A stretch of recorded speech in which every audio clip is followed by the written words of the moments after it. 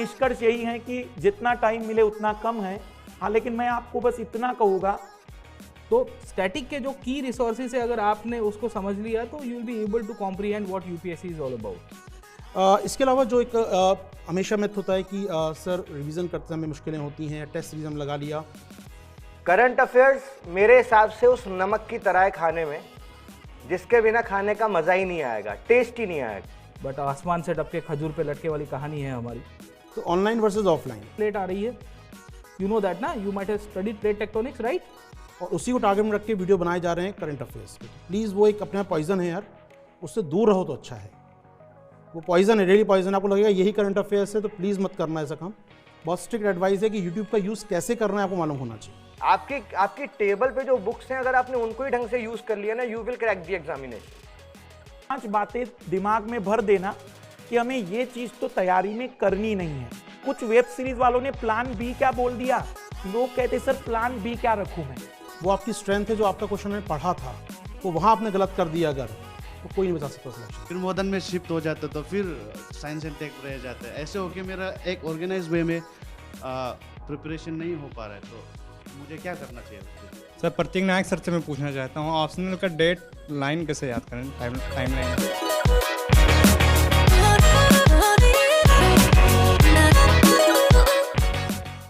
UPSC की preparation में एक छोटी सी बात जो होती है कि जितना भी समय मिले कम ही लगता है। जो लोग 23 वाले होंगे उनको अभी फील हो रहा होगा, थोड़ा सा और अगर हो जाता ना 1-2 महीने तो मज़ा आ जाता। अभी कई सारे स्टूडेंट्स के मैसेज आने शुरू हो रहे हैं कि सर कोरोना की लहर आ रही हो तो ज़रूर बताइएगा, इसी बहाने 1-2 महीने और एग्ज़ाम शिफ्ट हो जाएगी। ऐसा है ना कि थोड़ा है, थोड़े की ज़रूरत है, या फिर मन नहीं भरता जैसी चीज़ें हैं कि आपको कितना भी टाइम मिले अधूरा ही लगता है। लेकिन ये टाइम एक आइडियल टाइम माना जाता है यदि आप यूपीएससी की प्रिपरेशन की स्टार्टिंग करना चाहते हैं। जैसे मैंने अपनी लाइफ में जब तैयारी की थी तो हम लोग जून में पहुंचे थे, और जब हमने एग्ज़ाम दिया था तब मई में एग्ज़ाम हुआ था। तो हमें ऐसा लगा था कि अगर 2 महीने पहले हो जाता तो और मज़ा आ जाता। बट फिर मैंने अपने सीनियर से पूछा जो मार्च से कर रहा था, वो कह रहा था कि मुझे ऐसा लग रहा था कि 3 महीने और मिल जाते तो और मज़ा आ जाता। तो एक निष्कर्ष यही है कि जितना टाइम मिले उतना कम है। हाँ, लेकिन मैं आपको बस इतना कहूँगा, ये 14 महीने आपके लिए 2024 के लिए सबसे बेस्ट टाइमिंग सपोर्ट करते हैं। हम अगर बातचीत करें यूपीएससी की तो मैं समरी बस शॉर्ट में करूँगा और फिर सीधा अपने मुद्दे पर आता हूँ।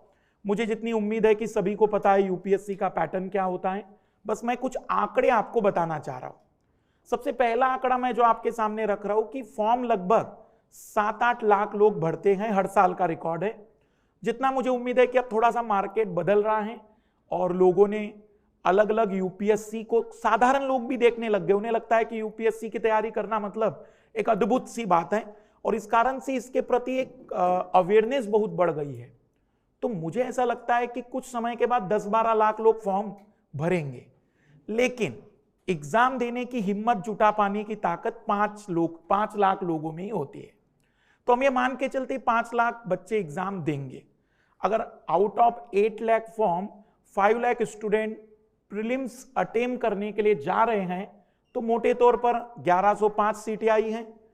15 गुना कर दीजिए तो 15,000 के आसपास प्रीलिम्स निकालेंगे। बस मैं ये बताना चाह रहा हूं, 15,000 स्टूडेंट्स के निकलने का मतलब हुआ हर 100 लोगों में 15 लोग, 500 लोगों में 3 लोग, मतलब हर 500 लोगों में 3 स्टूडेंट सेलेक्ट होंगे। अगर हम बातचीत करते हैं 5 लाख के हिसाब से, तो आपको ये चीज इमेजिन करनी कि आपने 10वीं 12वीं दी होगी।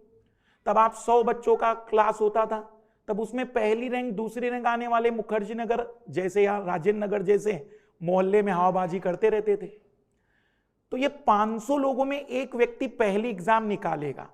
थोड़ा सा आंकड़ा और टिपिकल कर देते हैं, या मैं कहूं थोड़ा सिंप्लीफाई कर देते, हर साल लगभग 20 से 25,000 स्टूडेंट वो होते हैं जो पिछली बार प्रीलिम्स कभी ना कभी निकाल चुके हैं, कभी ना कभी मेंस दे चुके हैं। दैट मीन्स ऑलरेडी 25,000 स्टूडेंट तो वो हैं जिन्होंने यूपीएससी में सब कुछ तैयार करके रखा है, और 15,000 स्टूडेंट कुछ ऐसे हैं जो 15 महीने, 2 साल, 3 साल से तैयारी कर रहे हैं। एक मोटे आंकड़े की मैं अगर बात आप लोगों से कहूं, 50,000 स्टूडेंट इन 5 लाख में ऐसे हैं जो रियल में सब जानते हैं, पर फिर भी हम ये गारंटी और उम्मीद करते हैं कि हम इन 50,000 को फाइट करेंगे। मतलब मुझसे अगर आप पूछो कि यूपीएससी कितने स्टूडेंट का कंपटीशन है, तो 50,000। बाकी आंकड़े अपनी जगह है, क्योंकि बाकी कई सारे लोग आते तो है तैयारी के लिए, पहले 8 दिन के बाद ही पता चल जाता है कि हमसे ना हो पाएगा। कुछ लोगों की लड़ाई थोड़ी लंबी चलती है, 2-2.5 महीने के बाद पता चलता है कि ज्यादा बेटर है अपने घर की दुकान ही संभाल लेते हैं। तो पहले तो उन लोगों का बहुत बहुत धन्यवाद और उन लोगों को बहुत मतलब स्वागत की जो लोग लगातार 10 महीने 12 महीने इसकी तैयारी में लगे हैं। तो अब मेन बिंदु पर आते हैं कि मैं क्या बताना चाह रहा हूं। मैं ये बताना चाह रहा हूं कि हमें अपनी तैयारी में किन बिंदुओं से बचना चाहिए। मैं आपके सामने केवल 4 या 5 बिंदु ऐसे रखूंगा कि गुरु मंत्र के रूप में आप तैयारी कहां कर रहे हैं, कहां नहीं कर रहे हैं, लेकिन ये 4-5 बातें दिमाग में भर देना कि हमें ये चीज तो तैयारी में करनी नहीं है। कारण है कि इन 11-12 वर्षों में जितने स्टूडेंट चयनित हुए मेरे द्वारा, मैंने उनके अंदर केवल 2-3 बड़ी बातें देखी जो कॉमन थी। बाकी अपनी अपनी तो हर एक की विशेषताएं रही है जिसके बलबूते वो सेलेक्ट हुए। तो बिंदु पर आते हैं कि हमें किन बातों से बचना चाहिए।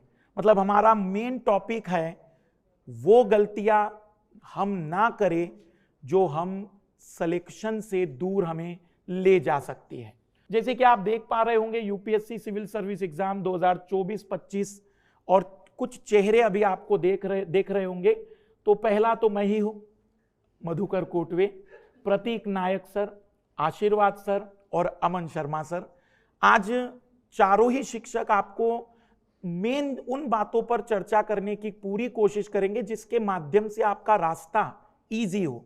बस एक ही चीज मैं क्लियर बता दूं, सिलेक्शन तो आपकी अपनी ताकत से होने वाला है।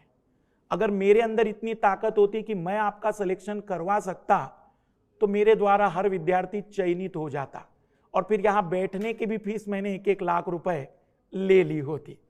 तो फिलहाल में बस इतनी सी बातें, कुछ बातें ऐसी जिससे हम अपनी चीजों को बेटर कर सके। आज हमारा जो पहला कॉमन मिस्टेक्स वाला टॉपिक, इस पर हम चर्चा करेंगे। फिर बाकी सर अलग अलग टॉपिक पर आपको चीजें बताते चलेंगे। थोड़ा सा मेरे बारे में अगर आप जानकारी जुटाएं तो लिखा हुआ है 15 से ज्यादा वर्षों का अनुभव, 18 साल हो चुके मुझे इस स्टेज पर आते हुए। पहली बार मैंने स्टेज का सामना 2005 में किया था, 2023 चल रहा है। लेकिन यूपीएससी के फील्ड में मुझे अभी 13 साल हुए।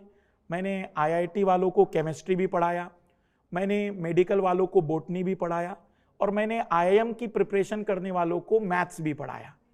फिर ऊपर वाले ने चाहा कि थोड़ा सा आईएएस वाले पर भी आ जाते हैं, तो मैं इस रास्ते पर आया और आईएएस वालों को पिछले 13 वर्षों से लगातार पढ़ा रहे हैं। सबसे जो बड़ी बात है हमारे लिए कि इस समय जो आपको यदि तैयारी करनी है तो एक बेस्ट टाइम माना जाता है प्रिपरेशन का। Most common mistake by an aspirant, अब थोड़ा सा स्क्रीन पर लाइट आ रहा है तो मुझे कम दिखाई देगा बट आपको ज्यादा दिखाई देगा। सबसे पहला है avoid the shortcut. Avoid the shortcut का मतलब है यूपीएससी की प्रिपरेशन में कई बार स्टूडेंट मुझसे कहते सर आप टॉप 50 टॉपिक क्यों नहीं बता रहे। तो हमने कहा भाई टॉप 50 टॉपिक से कोई बता दे मुझे कि सवाल 50 आ गए। यूपीएससी के सिलेबस में सब्जेक्ट 32 है। अब 32 सब्जेक्ट में 50 टॉपिक्स निकालना मूर्खता है। कोई एक सब्जेक्ट होता, 50 टॉपिक होते तो मैं बता सकता था। पहली सिंपल सी बात है, आपको कंप्लीट सिलेबस कवर करना है। ये दिमाग में से थोड़ी चीजें निकाल दीजिए कि मैं ये कर लूंगा वो कर लूंगा। किसी ने टॉपर ने कहा मैंने केवल इतना ही पढ़ा था। देखो 2 सच्चाइयां जान लो, जब तुम चयनित नहीं होते ना, सेलेक्ट नहीं होते ना, तो ऑलरेडी डिक्लेयर होते हो कि मूर्ख हो, और जब तुम सेलेक्टेड हो जाते हो तो ऑलरेडी डिक्लेयर होता है कि तुमसे बड़ा इंटेलिजेंट दूसरा है ही नहीं। फिर तुम जो कहते हो वो सब सच है। इसलिए ऐसी चीजों से बचिएगा जहां टॉपर आपसे कभी कह दे या फिर टीचर कह देता है कि इसको कर लो उसको छोड़ दो। हां, कम ज्यादा कर सकते हैं। जैसे मान लीजिए वर्ड हिस्ट्री है, तो वर्ड हिस्ट्री में भाई हम जानते हैं कि स्टैंडर्ड बुक पढ़ने की जरूरत नहीं है। मेंस में एक सवाल आता है तो जो मास्टर पढ़ा रहा है उतना ही कर लो। लेकिन आप ये नहीं कह सकते कि सर क्या फिर मैं वर्ड हिस्ट्री छोड़ दूं, क्योंकि यूपीएससी में एक ही पैटर्न है कि इसका कोई पैटर्न नहीं है। उसका कारण है 2016 में यूपीएससी ने 60 क्वेश्चन करंट अफेयर के पूछे। आपको मैं यकीन दिला दूं कि 2017 ओल्ड राजेंद्र नगर और मुखर्जी नगर में सारी दुकानों पर करंट अफेयर की सारे टाइप की मैगजीन बिक रही थी। सभी बच्चों ने ईमानदारी से पढ़ा, बेचारों ने बहुत मेहनत की। 2017 में मात्र 16 प्रश्न करंट अफेयर के थे। पॉलिटी के सवाल सबसे ज्यादा आए थे। 2018 का रिकॉर्ड है, लक्ष्मीकांत की किताब सबसे ज्यादा बिकी। 2018 में पॉलिटी से मात्र 11 सवाल आए। यूपीएससी में जो व्यक्ति पिछले साल का पेपर देखकर जा रहा है वो सबसे पहले खत्म होता है। इसलिए अगर आपको इसका पैटर्न जानना है तो एटलीस्ट 4 साल 5 साल की स्टडी करिए। तो पहला सिंपल सा मतलब बता रहा हूं, जब भी आपको शॉर्टकट लगे तो दिमाग में रखना है शॉर्टकट हमें अपनाना नहीं है। बहुत भयानक मिस्टेक है ये यूपीएससी प्रिपरेशन करने वालों की। जो दूसरी बहुत ज्यादा मिस्टेक मानी जाती है वो यही है, मुझे बहुत अच्छा लगता है सर इतिहास, मुझे बहुत अच्छा लगता है पॉलिटी, अंदर से आवाज आती पॉलिटी आया कि ऐसा लगता है लक्ष्मीकांत के साथ ही कंपटीशन कर डालूं। किसी दिन लक्ष्मीकांत मिले तो मैं ही बता दूं कि क्या होता है आर्टिकल 1 और आर्टिकल 2। आप लोग भी कभी तैयारी करने जब घूमेंगे ना, सबसे ज्यादा किताब अगर कोई स्टूडेंट पढ़ते हैं हिस्ट्री और पॉलिटी।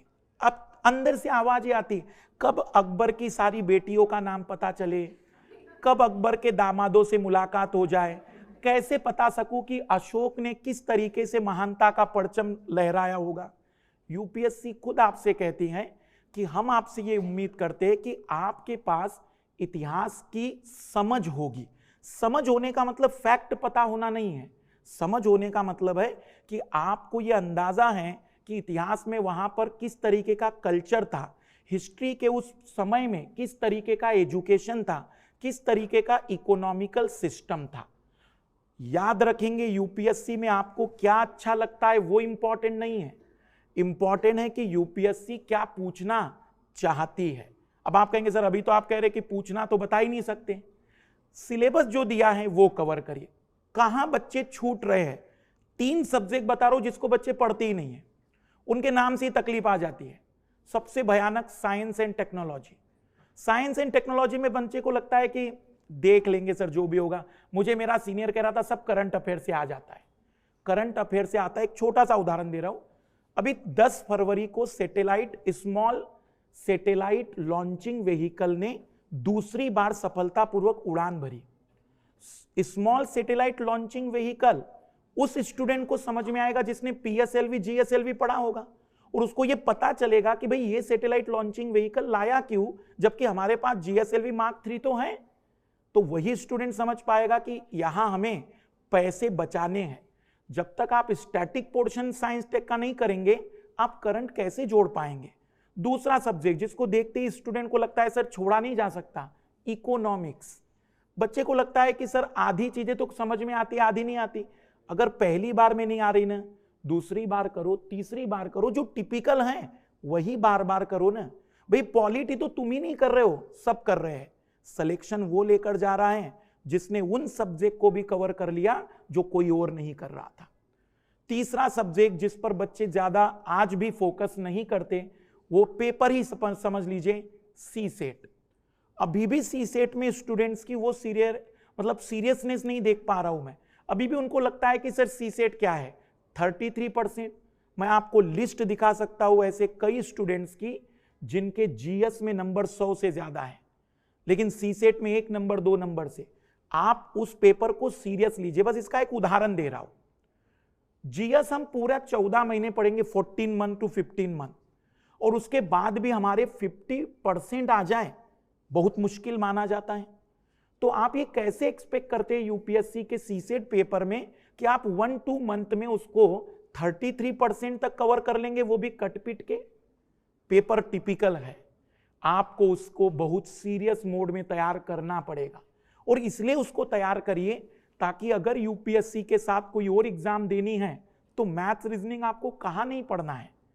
ऐसा कोई एग्जाम बता दीजिए दुनिया भर में जिसमें मैथ रीजनिंग ना आता हो, सब में आता है। सीडीएस में भी आपको एक पेपर जो होगा मैथ्स का होता है, नॉन मैथ्स वालों को इंग्लिश का पेपर भी रहेगा, उधर मैथ्स और इंग्लिश दोनों रहेगा, सभी में आता है। सीएपी अब देंगे आप तो मजा आएगा आपको उसमें मैथ रीजनिंग का।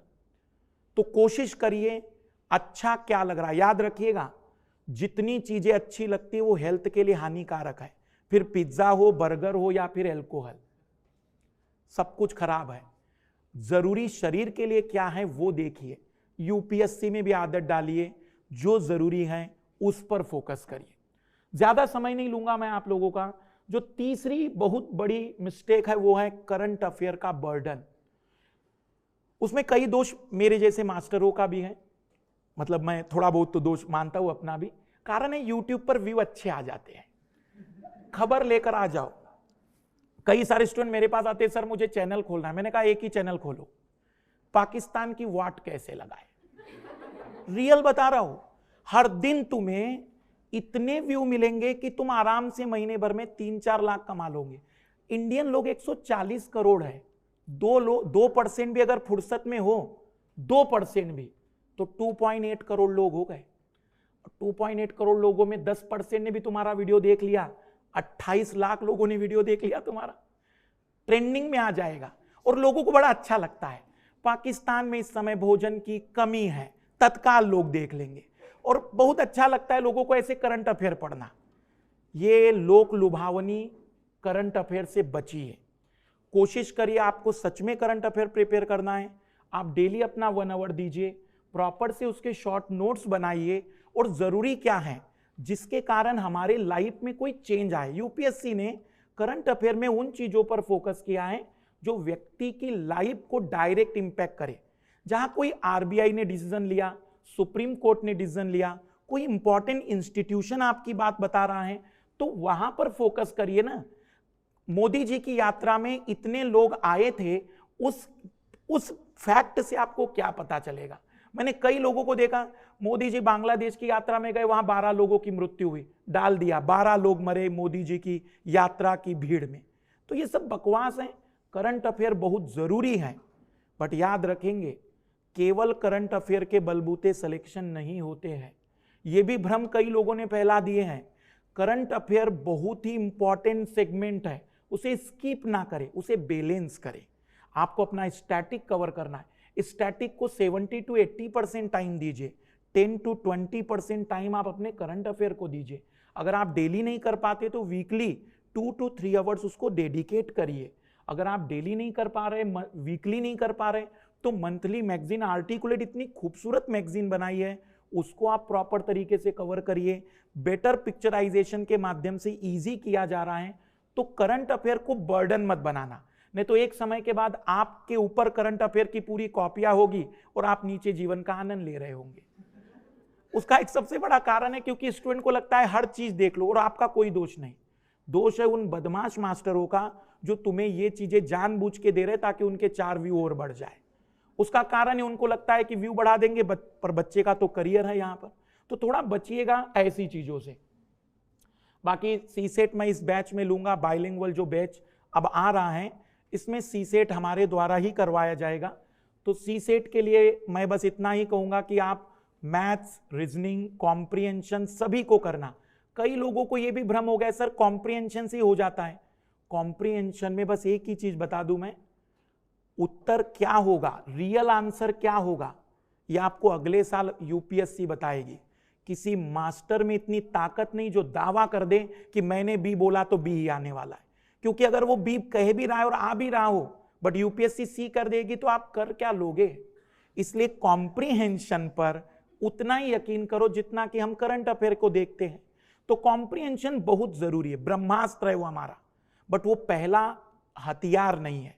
पहले मैथ्स करो, रीजनिंग करो, वहां जब फेल हो जाएंगे तो कॉम्प्रिहेंशन पर आएंगे।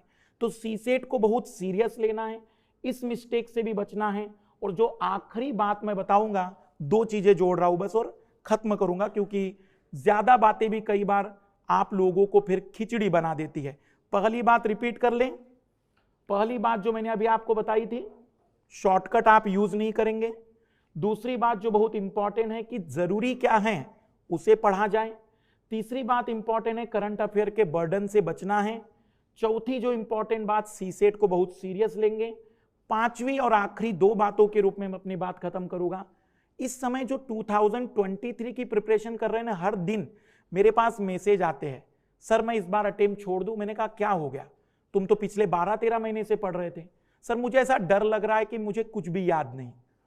डर तो मुझे लग रहा है कि मैंने इतना पढ़ाया, क्या सच में उसमें से आएगा कि नहीं आएगा। डर किसको नहीं लगता है? मोदी जी को डर है 2024 में कहीं तकलीफ ना हो जाए। डर किसको नहीं है भाई? डर सबको है, बस आपको अपने उस डर को अपने ऊपर हावी होने नहीं देना है। आपको फील जैसे आए ना, तो अपने अंदर से आवाजें लाइए। मैंने 11 महीने से पढ़ाई की है, मैंने पॉलिटी कंप्लीट किया है, मैंने हिस्ट्री कंप्लीट किया है, मैंने ज्योग्राफी पढ़ा है, मैंने इकोनॉमिक्स पढ़ा है, मैं ऐसे कैसे फेल हो जाऊंगा? मैं क्वेश्चनों में से आंसर निकाल पा रहा हूं और मेरे अंदर कॉन्फिडेंस है कि मैं कुछ बेटर करूंगा। तो प्लीज रिजल्ट के बारे में मत सोचिए। कुछ वेब सीरीज वालों ने प्लान बी क्या बोल दिया। लोग कहते सर प्लान बी क्या रखूं मैं? मैंने कहा प्लान बी रखने की जरूरत क्या है? प्लान ए कैंसिल करो, बी शुरू हो गया। प्लान बी की बात करने वाला व्यक्ति पहले ही दिन तय कर चुका है कि वो फेल है। मेरे हिसाब से प्लान बी उस दिन शुरू कर देना ना जिस दिन यूपीएससी का आखिरी अटेम्प्ट था, रिजल्ट आ गया, शाम को पूछो मुझसे सर कुछ नहीं हुआ, बताइए इतने सालों से आपने मेरा शोषण किया, बताइए मैं प्लान बी क्या अपनाऊं, तब मैं आपको सलाह दूंगा। और यदि आपने ईमानदारी से मेहनत की है ना, लोग रियल बता रहा हूं, टीचर नहीं है मार्केट में, बहुत टीचरों की जरूरत है, अच्छे टीचरों की बहुत जरूरत है। इतने प्लान भी हो जाएंगे कि आप टेंशन ना लीजिए, पर प्लान ए पे तो पूरा ईमानदारी से वर्क करिए ना। और ऐसा कोई स्टूडेंट दिखा देना जिसका प्लान ए ऑनेस्टली काम किया था और वो फेल हो गया है, हो ही नहीं सकता है। ये प्लान भी उन लोगों की आदत है जिनको पहला प्लान ए ही कंफर्म नहीं है कि क्या होगा। तो प्लान ए पर फोकस रखें। और आखिरी जो बात मैं बताना चाह रहा हूं, नोट्स जरूर बनाइए प्लीज। वो शॉर्ट नोट्स हो, लॉन्ग नोट्स हो, कैसे भी हो। तुम्हें पहले दिन समझ में भले ही ना आए कि सर नोट्स में क्या लिखे और क्या ना लिखे, लेकिन रियल में आप नोट्स को बनाने की आदत डालिए। इस समय कई सारे स्टूडेंट लगातार मैसेज करते हैं, सर मेरे नोट्स अधूरे हैं, क्या करूं? तो मैंने कहा बेटा जब मैंने बताया था तब तो नहीं किया, अब जो तुमने पढ़ा है वही पढ़ लो। नोट्स हमारे लिए क्यों जरूरी है, बस दो बातों में खत्म करेंगे।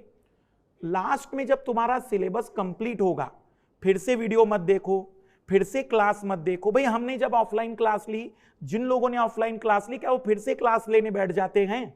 रिवीजन का मतलब वो अपनी कॉपियों को दोहराते हैं, अपनी कॉपियों को रिपीट करते हैं। तो मेरी आप लोगों से इतनी सी रिक्वेस्ट है कि नोट्स बनाइए।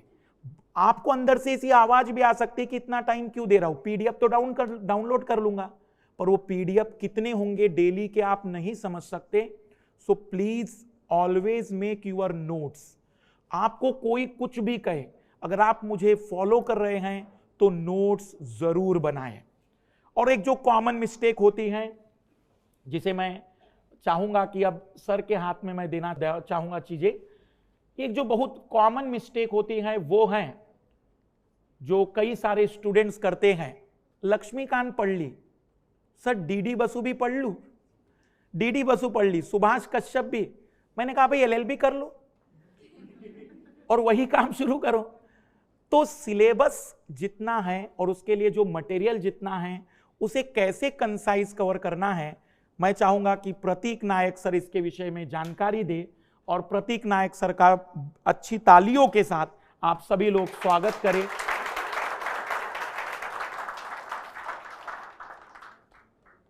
रुकावट के लिए खेद है, पर चलिए हम शुरू करें। Thank you very much sir for very wonderful explanation and hopefully Madhukar sir ने आपको बहुत सारे इंसाइट्स दिए। मैं कंसाइज रहूँगा, उसके बाद हम लोग एएमए करेंगे ही। सामान्य रूप से मतलब मैं, सर ने कहा कि सर तो बहुत सालों से पढ़ा रहे हैं, मैं तो एक्सीडेंटल टीचर हूँ। बहुत विद्यार्थियों को पता होगा कि मैं इस लाइन से थोड़ा विपरीत था, बट आसमान से टपके खजूर पे लटके वाली कहानी है हमारी। तो काम तो कुछ और कर रहा था, फिर करते करते यहाँ टीचिंग में आ गया। तो स्टोरी में ये है कि आप जब भी तैयारी शुरू करते हो तो मैं उसको थोड़ा मैरिज फंक्शंस के साथ रिलेट कर देता हूँ। तो आप सामान्य रूप से कभी शादी वादी में गए होंगे तो खाने पीने के लिए आपने देखा होगा, आगे सूप का काउंटर होता है, चाट का काउंटर होता है, पीछे डेजर्ट्स भी हो जाती है, सलाड्स भी हो जाते हैं बहुत सारे, आजकल लोग बहुत कॉन्टिनेंटल डिशेस भी रखते हैं, पर पेट नहीं भरता उससे। रियलिटी है कि नहीं है? आप देखिए कि रियलिटी यही है कि आपको रोटी सब्जी दाल चावल मिलना चाहिए। यूपीएससी की तैयारी भी घुमा फिरा के वहाँ से ही शुरू होती है। करंट अफेयर्स जैसे सर ने भी इलॉबरेट किया, वो सूप के इक्विवेलेंट है, वो स्टार्टर के इक्विवेलेंट है, पर उसके ऊपर अगर आप देखिए कि आप पीछे के बैकग्राउंड के अंदर उसका स्टैटिक बेस ना बना होगा तो आप अधूरे रह जाओगे। और यूपीएससी के अंदर सबसे मेन कोर 5 सब्जेक्ट है, हिस्ट्री, पॉलिटी, ज्योग्राफी, ज्योग्राफी के साथ एनवायरनमेंट कर दो, हिस्ट्री के साथ कल्चर ऐड कर दो, और इकोनॉमिक्स और साइंस एंड टेक। ये 5 या 6 सब्जेक्ट के ऊपर ही आपका पूरा बेस बनेगा। आप में से जो भी विद्यार्थी तैयारी कर भी रहे हैं, खास करके इसकी जब हम लोग तैयारी के ऊपर देखते हैं तो एक एक करके हम लोग सब्जेक्ट सेंट्रिक चलेंगे and will try to see that कौन से सब्जेक्ट्स को कैसे डील किया जा सकता है। इवन आप खुद से भी कर रहे हो तो भी सबसे कोर है, आप शुरू करोगे ऐसे टॉपिक से जो स्टैटिक है, ऐसे एरियाज जो प्रीलिम्स और मेंस दोनों के अंदर ओवरलैप होते हैं। होता क्या है कि विद्यार्थी जब नया नया तैयारी करना शुरू करता है तो उसको लग रहा है कि मैं प्रीलिम्स, मेंस और मेंस के अंदर डिजास्टर मैनेजमेंट के ऊपर पहले पीएचडी कर दूँ। तुर्की के में अर्थक्वेक आया होगा तो शायद तक होगा, एनडीआरएफ के बारे में पढ़ा होगा तो you will go with respect to NDRF. NDRF is one such agency जो खाली कार्य कर रही है with respect to the disaster relief. Okay, but हमें पीछे ये देखना है कि उसकी लिंकेजेस कहाँ से आई है, और वो स्टैटिक सब्जेक्ट से ही आती है। तो स्टैटिक के जो की रिसोर्सेज है, अगर आपने उसको समझ लिया तो you will be able to comprehend what UPSC is all about. Static के अंदर भी हिस्ट्री है, पॉलिटी है, ज्योग्राफी, ये 3 है, और उसके ही सब अलाइड, और इकोनॉमिक्स और साइंस एंड टेक सर ने बताया। तो मोटे मोटे तौर के ऊपर जैसे हिस्ट्री की शुरुआत करेंगे हम लोग, या आप भी खुद से भी कर रहे होंगे, तो पढ़ना क्या है? तो मेरा ये मानना है कि read 1 book for 10 times rather than reading 10 books for 1 time. Simple चीज़ है, फिनोमिना। एक ही किताब 10 बार पढ़ो रेदर देन 10 किताबें एक बार पढ़ोगे तो कुछ याद नहीं रहेगा। अब आप पूछोगे कि सर हिस्ट्री में 5-10 किताबें आती है, कौन सी पढ़ना चाहिए? तो स्टैंडर्ड बहुत सारी पब्लिकेशंस अवेलेबल है। मेरे हिसाब से एंशिएंट हिस्ट्री और मिडिवल हिस्ट्री, जिसके अंदर आर्ट एंड कल्चर इंक्लूडेड, आप पढ़ सकते हो, क्योंकि art and culture is a सब पार्ट ऑफ हिस्ट्री ओनली। और वो शुरुआती होती है ऐसी किताब से जहाँ आपको मैक्सिमम कवरेज मिल जाता है। अब यूपीएससी के अंदर हिस्ट्री और आर्ट एंड कल्चर मिला के कुछ 20 से 22 क्वेश्चन हर साल आते हैं। Every year UPSC will be asking around 20 question. पिछले साल 17 थे, पर एवरेज उसकी 20 की रही है। उसमें 4 टॉपिक आते हैं, history, ancient, medieval, modern and art and culture. अब आप देखिए कि इसमें से कौन सा कॉस्ट बेनिफिट अच्छा रहेगा। तो मेरे हिसाब से तमिलनाडु बोर्ड की बुक है, वो मेजोरिटी क्वेश्चंस एटलीस्ट एंशिएंट से कवर करती है। वैसे ही रामशरण शर्मा जी की भी बुक आती है, आर.एस. शर्मा की, आपने ओल्ड एनसीईआरटी देखी होगी। तो either of the book you can choose it out. यहाँ पे मैंने तमिलनाडु बोर्ड लिखा हुआ है, तो यू कैन अटेंड और you can read from that book as well. Standard 11th की है, उसमें एंशिएंट मिडिवल दोनों कंबाइंड है। सो बेस्ट पार्ट इज की अगर उसमें से आपने अंडरस्टैंडिंग ले ली तो उसके बाद आप पीवाईक्यू देख लोगे तो ज़्यादातर पीवाईक्यू आपके सॉल्व होंगे अराउंड 50-60%। सर ने कहा है कि जैसे कुछ क्वेश्चंस बाहर से आते हैं, out of scope, out of syllabus है। एवरी ईयर हिस्ट्री में 3 से 4 क्वेश्चंस होते हैं जो एज ए टीचर हमको भी चैलेंज कर देते हैं कि इसका आंसर क्या आएगा इन द सिविल सर्विसेज। पर वो छोड़ दो, वो मार्क्स पब्लिक सर्विस कमीशन से आता है, एमपीएससी, वो मार्क्स से कहीं से निकाल के फैक्ट पूछ देगा यूपीएससी, बट वो जानबूझ के आपको लीव करने के लिए वो डाला गया है। वो क्वेश्चन ही ट्रैप होते हैं, तो उसको आप अटेम्प्ट करोगे, नेगेटिव चले जाओगे। तो मेजोरिटी क्वेश्चंस अगर आप 70-80% कवरेज दे रहे हो ऐसे सब्जेक्ट को जो स्टैटिक है, जो बल्कि भी है, और इसके लिए मैं तमिलनाडु बोर्ड की बुक आपको ज़्यादा रिकमेंड करूंगा। आर.एस. शर्मा भी पढ़ सकते हो, पर आर.एस. शर्मा पढ़ोगे तो फिर आपको साथ में मिडिवल के लिए अलग से किताब पढ़नी पड़ेगी, क्योंकि आर.एस. शर्मा साहब की जो बुक है that is mainly related to only ancient India only. तो फिर आप मिडिवल के लिए फिर गोल गोल घूमेगा। मिडिवल में आते हैं 3 क्वेश्चंस। अभी तक ये ट्रेंड चल रहा था कि पॉलिटिकल हिस्ट्री मिडिवल से नहीं पूछता, इस बार से पूछना शुरू कर दिया। 2 बार से चंगेज खान आ रहा है और बलबन आ रहा है और बाबर के ऊपर आ रहा है questions. Okay, so you need to make it smart as well. Okay, और आंसर तो यूपीएससी को ही पता है। जैसे मधुकर सर ने कॉम्प्रिहेंशन में कहा कि भाई कॉम्प्रिहेंशन का आंसर यूपीएससी जानती है, सर हिस्ट्री में भी आजकल ये हो रहा है। फैक्ट एकदम एक्सप्लिसिटली मेंशन्ड होती है तो भी यूपीएससी कहता है कि नहीं, मेरे मन को भाया, मैं इसको राइट आंसर ठहराया। तो इन कंडीशन में आप देखोगे तो what will do as a teacher, तो हमें फिर लड़ने के लिए तो एनर्जी तो वहाँ पे कहाँ वेस्ट करेंगे, क्योंकि यूपीएससी अल्टीमेटली अपना ही चलाएगा। तो इसी के कारण ये मिनिमम है आपके रिसोर्सेज में। आप देखोगे तो एंशिएंट है, मिडिवल में भी स्टैंडर्ड 11 तमिलनाडु बोर्ड की बुक में कवर हो जाता है। तो ये दोनों में से आप हिस्ट्री भी करोगे और कल्चर भी करोगे, क्योंकि कल्चर में आर्किटेक्चर जैसे इसका सब पार्ट आ गया, पेंटिंग्स देखोगे इसका सब पार्ट आ गया, डांस एंड म्यूजिक भी एंशिएंट इंडिया में इवॉल्व होके आ गया था, तो वो भी इसी के अंदर से आपका हो जाएगा। वैसे ही मॉडर्न हिस्ट्री, अब मॉडर्न हिस्ट्री में लोग कहते हैं कि सर बिपिन चंद्रा साहब की किताब आती है एनसीईआरटी फॉर्मेट के अंदर थी, बट उसमें से आजकल क्वेश्चंस नहीं आ रहे। स्पेक्ट्रम एक ऐसी बुक है, स्पेक्ट्रम या और भी प्राइवेट पब्लिकेशन है, मैग्रो हिल है, किसी एक की बुक उठाओ और उसको मिनिमम 3 से 5 बार रिवाइज करो। मेन क्या है कि लिंकेजेस आपको एस्टैब्लिश करने हैं, वो लिंकेजेस आपको आने चाहिए। Say for example British impact on India, उसमें social impact, economic impact, cultural impact कैसे कैसे हुआ, तो लिंकेजेस जब तक आप नहीं एस्टैब्लिश करोगे हिस्ट्री के अंदर आपको मोनोटोनस लगेगा। मेरे हिस्ट्री के कुछ लेक्चर्स अवेलेबल हैं, मॉडर्न हिस्ट्री के, एंशिएंट हिस्ट्री के, तमिलनाडु बोर्ड के, तो आप यूट्यूब के ऊपर सर्च करोगे तो भी मिलेगा, यहाँ पे भी हमने वो डाला हुआ है। तो all those who are starting for the first time, I would suggest कि आप लेक्चर्स के साथ पढ़िए या यूट्यूब के ऊपर जो अवेलेबल है उसके साथ पढ़िए, तो that will be quite beneficial as well. इसके सिवाय आर्ट एंड कल्चर बहुत ही डोमिनेटिंग पार्ट है, क्योंकि पॉलिटिकल हिस्ट्री वो मेंस में नहीं पूछता है, पर आर्ट एंड कल्चर के हिसाब से पूछ देता है। मिडीवल इंडिया के अंदर मुगल हिस्ट्रोग्राफी के ऊपर से सवाल आ चुका है पिछली बार की पर्शियन लिटरेचर के बारे में बताइए। अब हम लोग को संस्कृत लिटरेचर एंशिएंट इंडिया का नहीं याद रहता या आधुनिक लिटरेचर याद नहीं रहता, तो हम कैसे मिडीवल पर्शियन हिस्ट्रोग्राफी को रिलेट कर पाएंगे। और वो भी पूछ रहा है कि was it the spirit of the age, कि क्या वो उस युग का वो एक बोध पाठ के रूप में कंसिडर करेंगे। तो इस तरह के सवाल आ रहे हैं। अब मेनली प्रीलिम्स के लिए तो फाइन आर्ट्स की एनसीईआरटी भी ठीक हो जाएगी, पर एक बुक मैं आर्ट एंड कल्चर के लिए अभी भी रेकमेंड करता हूँ, क्योंकि उसमें भक्ति सूफी मूवमेंट, उसके अंदर से फेस्टिवल्स, उसके अंदर से कैलेंडर का जो टॉपिक आता है, क्योंकि हर साल आप आर्ट एंड कल्चर में देखोगे एक दो क्वेश्चंस आते हैं, वही के वही क्वेश्चंस मेंस के अंदर भी रिपीट किए जाते हैं। अगर आप मेंस के अंदर सिलेबस देखोगे तो heritage of ancient, medieval and modern India इस तरह से कल्चर के रूप में दिया है, तो everything is under the roof. Okay, तो सिंघानिया साहब की किताब आप देख सकते हो, और बाकी PYQs के ऊपर फोकस करिए हिस्ट्री को लेके, क्योंकि what not to read is very much important rather than what to read. तो ये एक आपका है, बाकी हमारी नोट्स एंड एकेडमी की, आप इसको भी पढ़ सकते हो। Other than this second core subject आता है ज्योग्राफी एंड एनवायरनमेंट, और ज्योग्राफी एनवायरनमेंट में भी इनफैक्ट जो स्टैंडर्ड सोर्स है उसमें एक तो मधुकर सर के लेक्चर्स आपको मिल जाएंगे, हमारी चैनल के ऊपर ही है, जो सर ने बहुत ही इलॉबरेटली एक्सप्लेन भी किए हैं उसको। और बाकी एनसीईआरटी सेंट्रिक आप जाओगे तो भी चलेगा। एनसीईआरटी के साथ साथ आपको करंट में अंदर मैपिंग करना है, खास करके जहाँ जहाँ इंपॉर्टेंट प्लेसेस इन न्यूज़ आ रही है। जैसे आप देखोगे पिछले साल से PYQs अगर आपने एनालिसिस किए होगे तो so many questions are asked from the mapping, कि पॉलिटिकल कन्फ्लिक्ट कहीं पे हो रही है, अभी तुर्की के अंदर अर्थक्वेक आया होगा तो उसके रिलेटेड आपको मैपिंग करना है, प्लेसेस को देखना है। और मेनली ज्योग्राफिकल मैपिंग में इकोनॉमिक मैपिंग और पॉलिटिकल मैपिंग करोगे, जहाँ जियोपॉलिटिक्स आता है मेनली, कि से फॉर एग्जांपल बोसोपोरस स्टेट के आजू बाजू में कुछ इशू हो रहा है, या ब्लैक सी के अंदर अभी यूक्रेन को लेके भी चल रहा है, राइट। तो उस हिसाब से आपको मैपिंग करना होगा। इंडिया का भी मैपिंग आता है, वर्ल्ड का भी मैपिंग आ रहा है। वर्ल्ड के सेंट्रिक आजकल ज़्यादा दिख रहा है, but you can not exclude और you can not neglect the Indian mapping as well.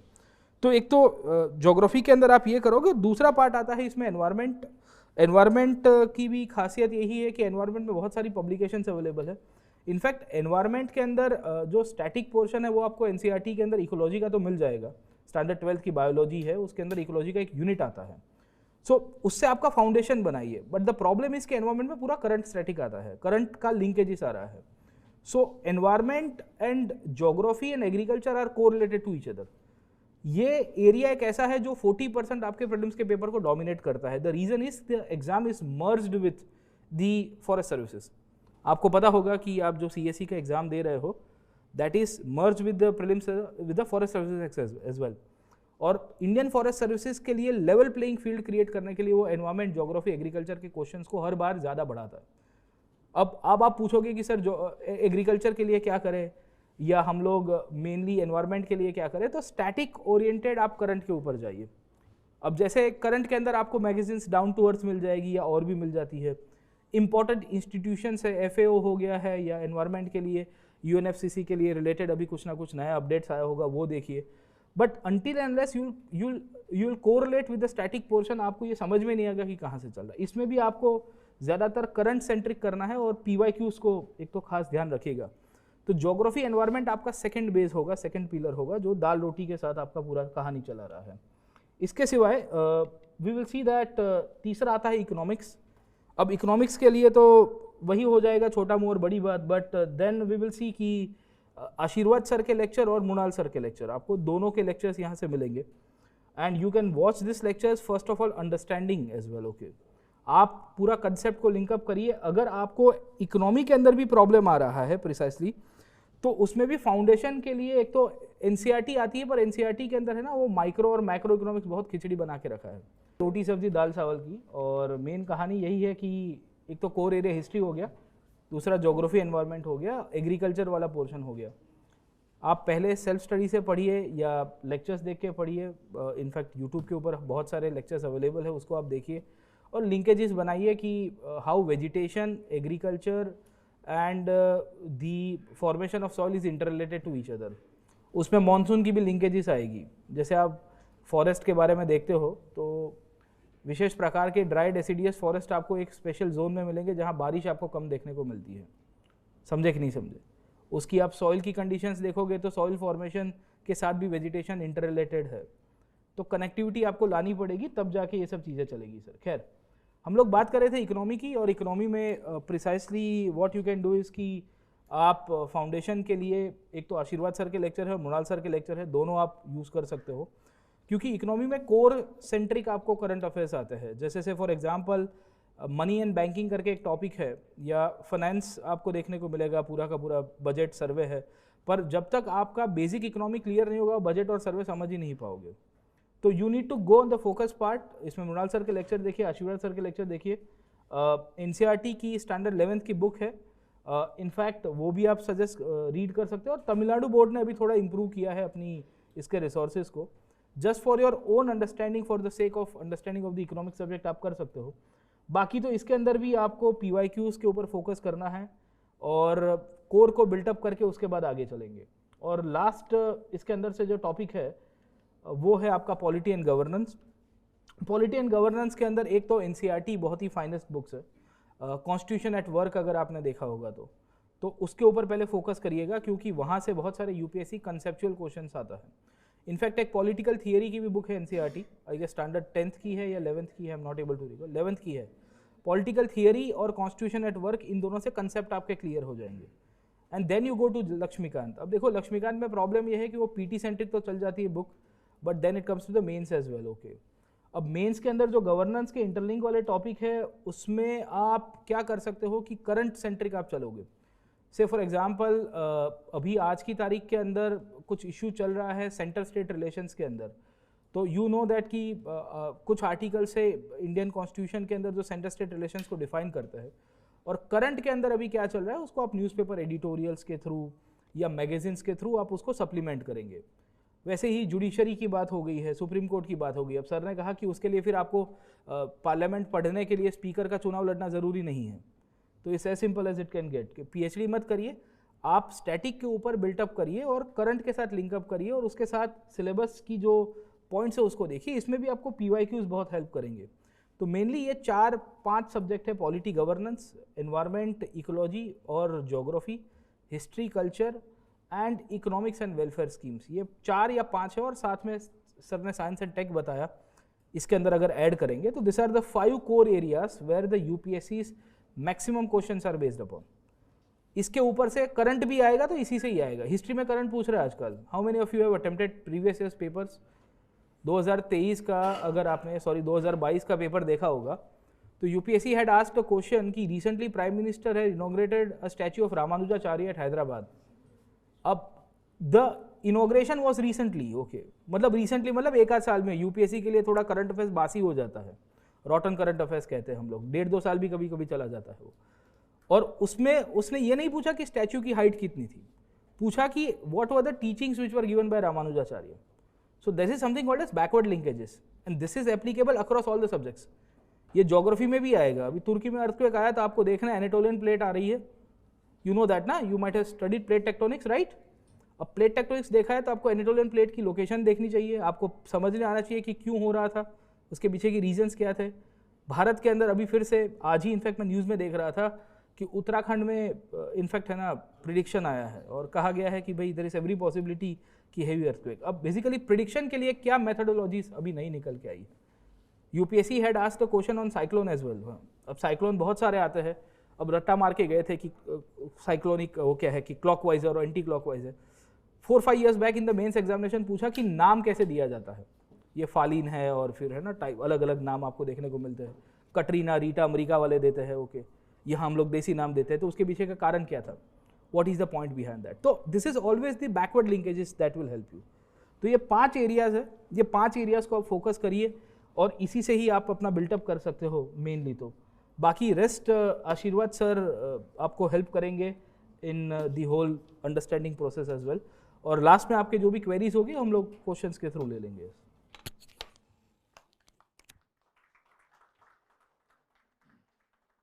सभी को नमस्कार, सभी को प्रणाम मेरा, और गुड आफ्टरनून कहूँगा मैं, तो थोड़ा लेट हो गए हम लोग।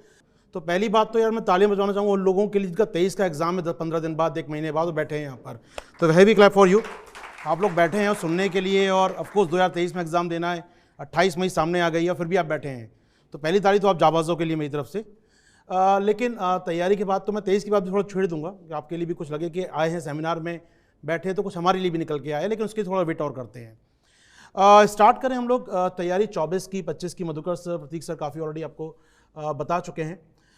मैं कुछ बातें जोड़ना चाहूँगा।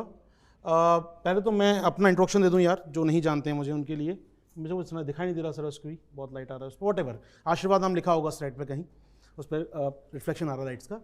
और मैंने अपनी इंजीनियरिंग की थी, गलती से इंजीनियरिंग की, मतलब वो गलत वाले इंजीनियर थे हम लोग। तो इंजीनियरिंग करने के बाद जॉब भी कर ली गलती से, वो भी हो गया। तो समझ में आया नहीं यार ये फील्ड अपने लिए नहीं है, निकल लो यहाँ से बाहर, कोई अच्छा काम करते हैं। तो फिर लगा कि जर्नलिज्म का काम करते हैं, तो फिर अपने साउथ दिल्ली में इंस्टीट्यूट IIMC, वहाँ जर्नलिज्म का कोर्स किया। फिर लास्ट ऑलमोस्ट 15 साल तक पत्रकारिता की। फिर लगा नहीं जर्नलिज्म के साथ साथ अब चूँकि अच्छा लिख रहे थे, काफ़ी UPSC का नॉलेज था, अटैम्प्ट दिए थे, तो लगा नहीं पढ़ाने का काम भी हो सकता है। तो लगभग 14 से पढ़ा भी रहा हूँ साथ में, तो नियरली 14 ईयर्स का एक्सपीरियंस है पढ़ाने का, ऑफलाइन ऑनलाइन तरीके से।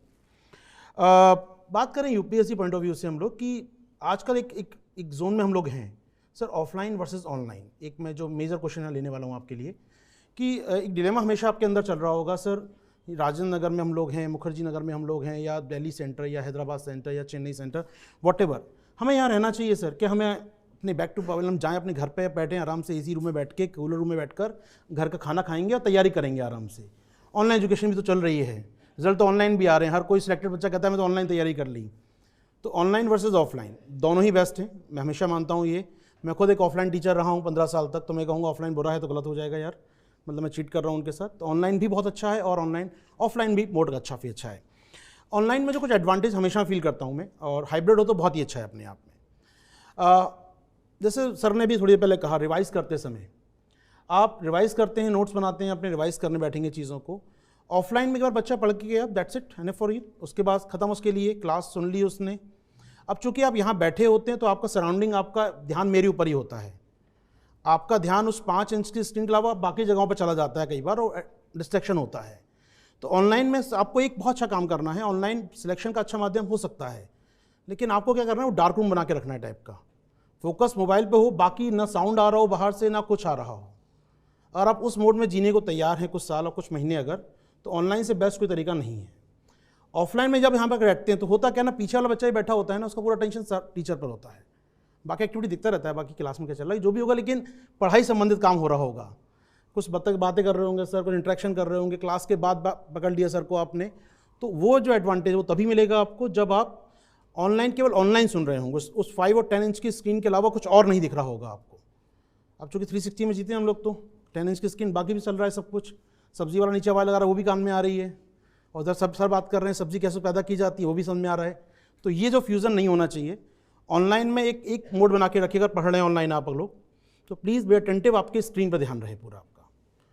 दूसरी बात जो एक ऑफलाइन ऑनलाइन में हमेशा कंपेयर में करता हूँ यहाँ पर भी, आप कहीं ना कहीं रिवीजन की बात आती है, टेस्ट की बात आती है। ऑफलाइन सेंटर में लोग बैठते हैं, सर ने भी कहा कि आप 100 लोग क्लास में बैठे हैं तो 1 या 2 टॉपर में आप हैं। जब ऑनलाइन आप टेस्ट सीरीज देते हैं कुछ, तो आपका कॉम्पिटिशन 2 या 100 लोगों से नहीं है, वहाँ पर ऑल इंडिया रैंक हम देखते हैं आपको। कोई भी आप अगर तैयारी करेंगे ऑनलाइन में तो ऑल इंडिया रैंक मिलेगी आपको, आप कहाँ पर स्टैंड कर रहे हैं मालूम पड़ता है आपको। तो निश्चित तौर पे आपका कंपटीशन ऑफकोर्स 50,000 सर ने का 5 लाख स्टूडेंट से है, तो आप वो जान पाएंगे। उसके लिए ज़रूरी है कि ऑनलाइन वे में आप तैयार टेस्ट ही ज़रूर ऑनलाइन करें, क्योंकि वो आप रियल जान पाते हैं आप कहाँ पर एग्जैक्टली। एक हमेशा फील करता हूँ मैं ऑनलाइन का जो हमेशा एडवांटेज, जो कोरोना का बाय डिस्ग्रेस बोल सकते हैं, देखने को मिला हमको फ़ायदा यहाँ पर, कि रिवीजन करते समय बहुत फ़ायदा होता है आपको। तो सर ने कहा ना रिवीजन करते समय कई बार हम क्लास दोबारा नहीं देख सकते, बात ठीक है, लेकिन कोई सर्टन कॉन्सेप्ट हैं नहीं क्लियर हो रहा, भूल गए हैं, नोट्स में कई बार नोट्स बनाते चलते हैं पैरेलल में, नहीं आ पाई बात वो, तो जाके क्विकली स्कैन करा, फास्ट फॉरवर्ड 1.5x पे देखा वीडियो, हाँ बात समझ में आ गई कुछ देर के अंदर पूरी। तो ये एक एडवांटेज हमेशा फील होता है कि रिवीजन करने में कई बार वो पुराने रिकॉर्डेड क्लासेस आपको बहुत बूस्ट कर सकते हैं कंपेयर देन आपने ऑफलाइन सुना और फिर नहीं सुन पाए। तो बेहतर है ऑफलाइन में अटेंटिव रहे पूरा, बहुत बढ़िया है, 100% डिवोटी रहें क्लास के लिए और क्लास के बाद जाकर रिवीजन भी कर लें। ऑफलाइन में वो सीमेंटेड तब होगा दिमाग के अंदर कब, जब यहाँ से गए आपने घर और घर जाकर आपने उसको दोबारा रिवाइज़ किया, रूम पे बैठ के रिवाइज़ किया, 21 डेज़ का साइकिल जो पढ़ते हैं हम साइकोलॉजिकली, 21 डेज़ के अंदर 3 बार रिवाइज़ कर लिया आपने, वो सीमेंटेड हो जाएगा। अगर आप ये काम करते हैं तो ऑफलाइन भी बहुत अच्छा है। ऑनलाइन में एडवांटेज है, रिकॉर्डेड वीडियो है, डेमोक्रेटिक तरीका है, आप जब चाहें देखें, जहाँ पर चाहें, आपको ऐसा नहीं आपका टाइम शेड्यूल है, खासकर जो वर्किंग प्रोफेशनल्स हैं उनके लिए बहुत ज़्यादा काम का होता है तरीका। बात करें बाकी इसमें जो एक मिथ चलते हैं हमेशा हमारे ऑनलाइन के कि फैकल्टी अच्छे नहीं होते, बात कही जाती है फैकल्टी मज़ा नहीं आता, तो मुझे लगता नहीं इससे इनसे बेस्ट फैकल्टी कोई हो सकता है। या ऑनलाइन में कुछ फ़ोटो यहाँ लगे हैं और कुछ फ़ोटो आप देखते होंगे अकेडमी के प्लेटफॉर्म पर हम लोग, तो फैकल्टीज़ की तो कोई कंपेयर है ही नहीं अपने यहाँ पर। तो मैं कहूँगा यहाँ पर ऑनलाइन ऑफलाइन आज की डेट में फैकल्टीज़ जो ऑफलाइन में थे सभी ऑनलाइन में हैं, मैं अपनी बात भी कर सकता हूँ, इवन सबकी बात कर सकते हैं। तो ये पहले एक डर था कि हम अच्छे फैकल्टी नहीं मिलेंगे, वो डर ख़त्म हो गया है। एक हमेशा डर होता था ऑफलाइन ऑनलाइन का, हमारा मिथ होता था, हम कहते थे यहाँ पर कि बहुत सीरियस कैंडिडेट नहीं होते। 2019 तक मैं ये बात मैं खुद बोलता था कि यार बहुत सीरियस कैंडिडेट नहीं होते, बट पिछले 3-4 सालों में क्या हुआ, आपकी मजबूरी कह लीजिए, कुछ भी कह लीजिए, आपको मजबूरी में आना पड़ा ऑनलाइन। अब वहाँ सीरियस कैंडिडेट भी ऑनलाइन में है। जब हम क्लास में पढ़ा रहे होते हैं, क्लास चल रही होती है ऑनलाइन में, तो हम फील करते हैं कि हाँ यार ये सीरियस कैंडिडेट हैं, यहाँ पर अच्छा कंपटीशन यहाँ भी आ गया, और वो बहुत ज़रूरी चीज़ है अपने आप में, क्योंकि आप जितना कंपटीशन आपके आसपास अच्छा होगा उतने आप अच्छे होंगे। हमेशा हम बोलते हैं अच्छे कॉलेज रिजल्ट क्यों आते हैं यार, क्योंकि वो सराउंडिंग में बैठे हैं उस जगह पर, वो जहाँ देश के टॉपर्स बैठे हैं, इसलिए वो अच्छा रैंक लेकर आ रहे हैं। कोई IITN, कोई IIM, कोई ऐसा नहीं कि नीट पर क्वालिफाई है, एम्स को डॉक्टर बन जाएगा IAS यार, वो उस एनवायरमेंट से निकल के आ रहा है जहाँ पर अच्छा हैवी कॉम्पिटिशन था उसको। तो ये बात आपके साथ आती है कि अगर अच्छा कॉम्पिटिशन आपको क्लास में मिल रहा है तो आपके परफॉर्मेंस अपने आप इंप्रूव होगा, और ये बात पहले ऑफलाइन में ऑनलाइन में नहीं होती थी। बट नाउ डेज ऑनलाइन के स्टूडेंट्स बहुत स्मार्ट हैं, बहुत तरीके से अच्छा पढ़ रहे हैं वो, और आपको ये चीज़ खत्म हो जाती है कि बिथ है अपने आप में कि अच्छे स्टूडेंट नहीं मिलते, अच्छा कंपटीशन नहीं होता।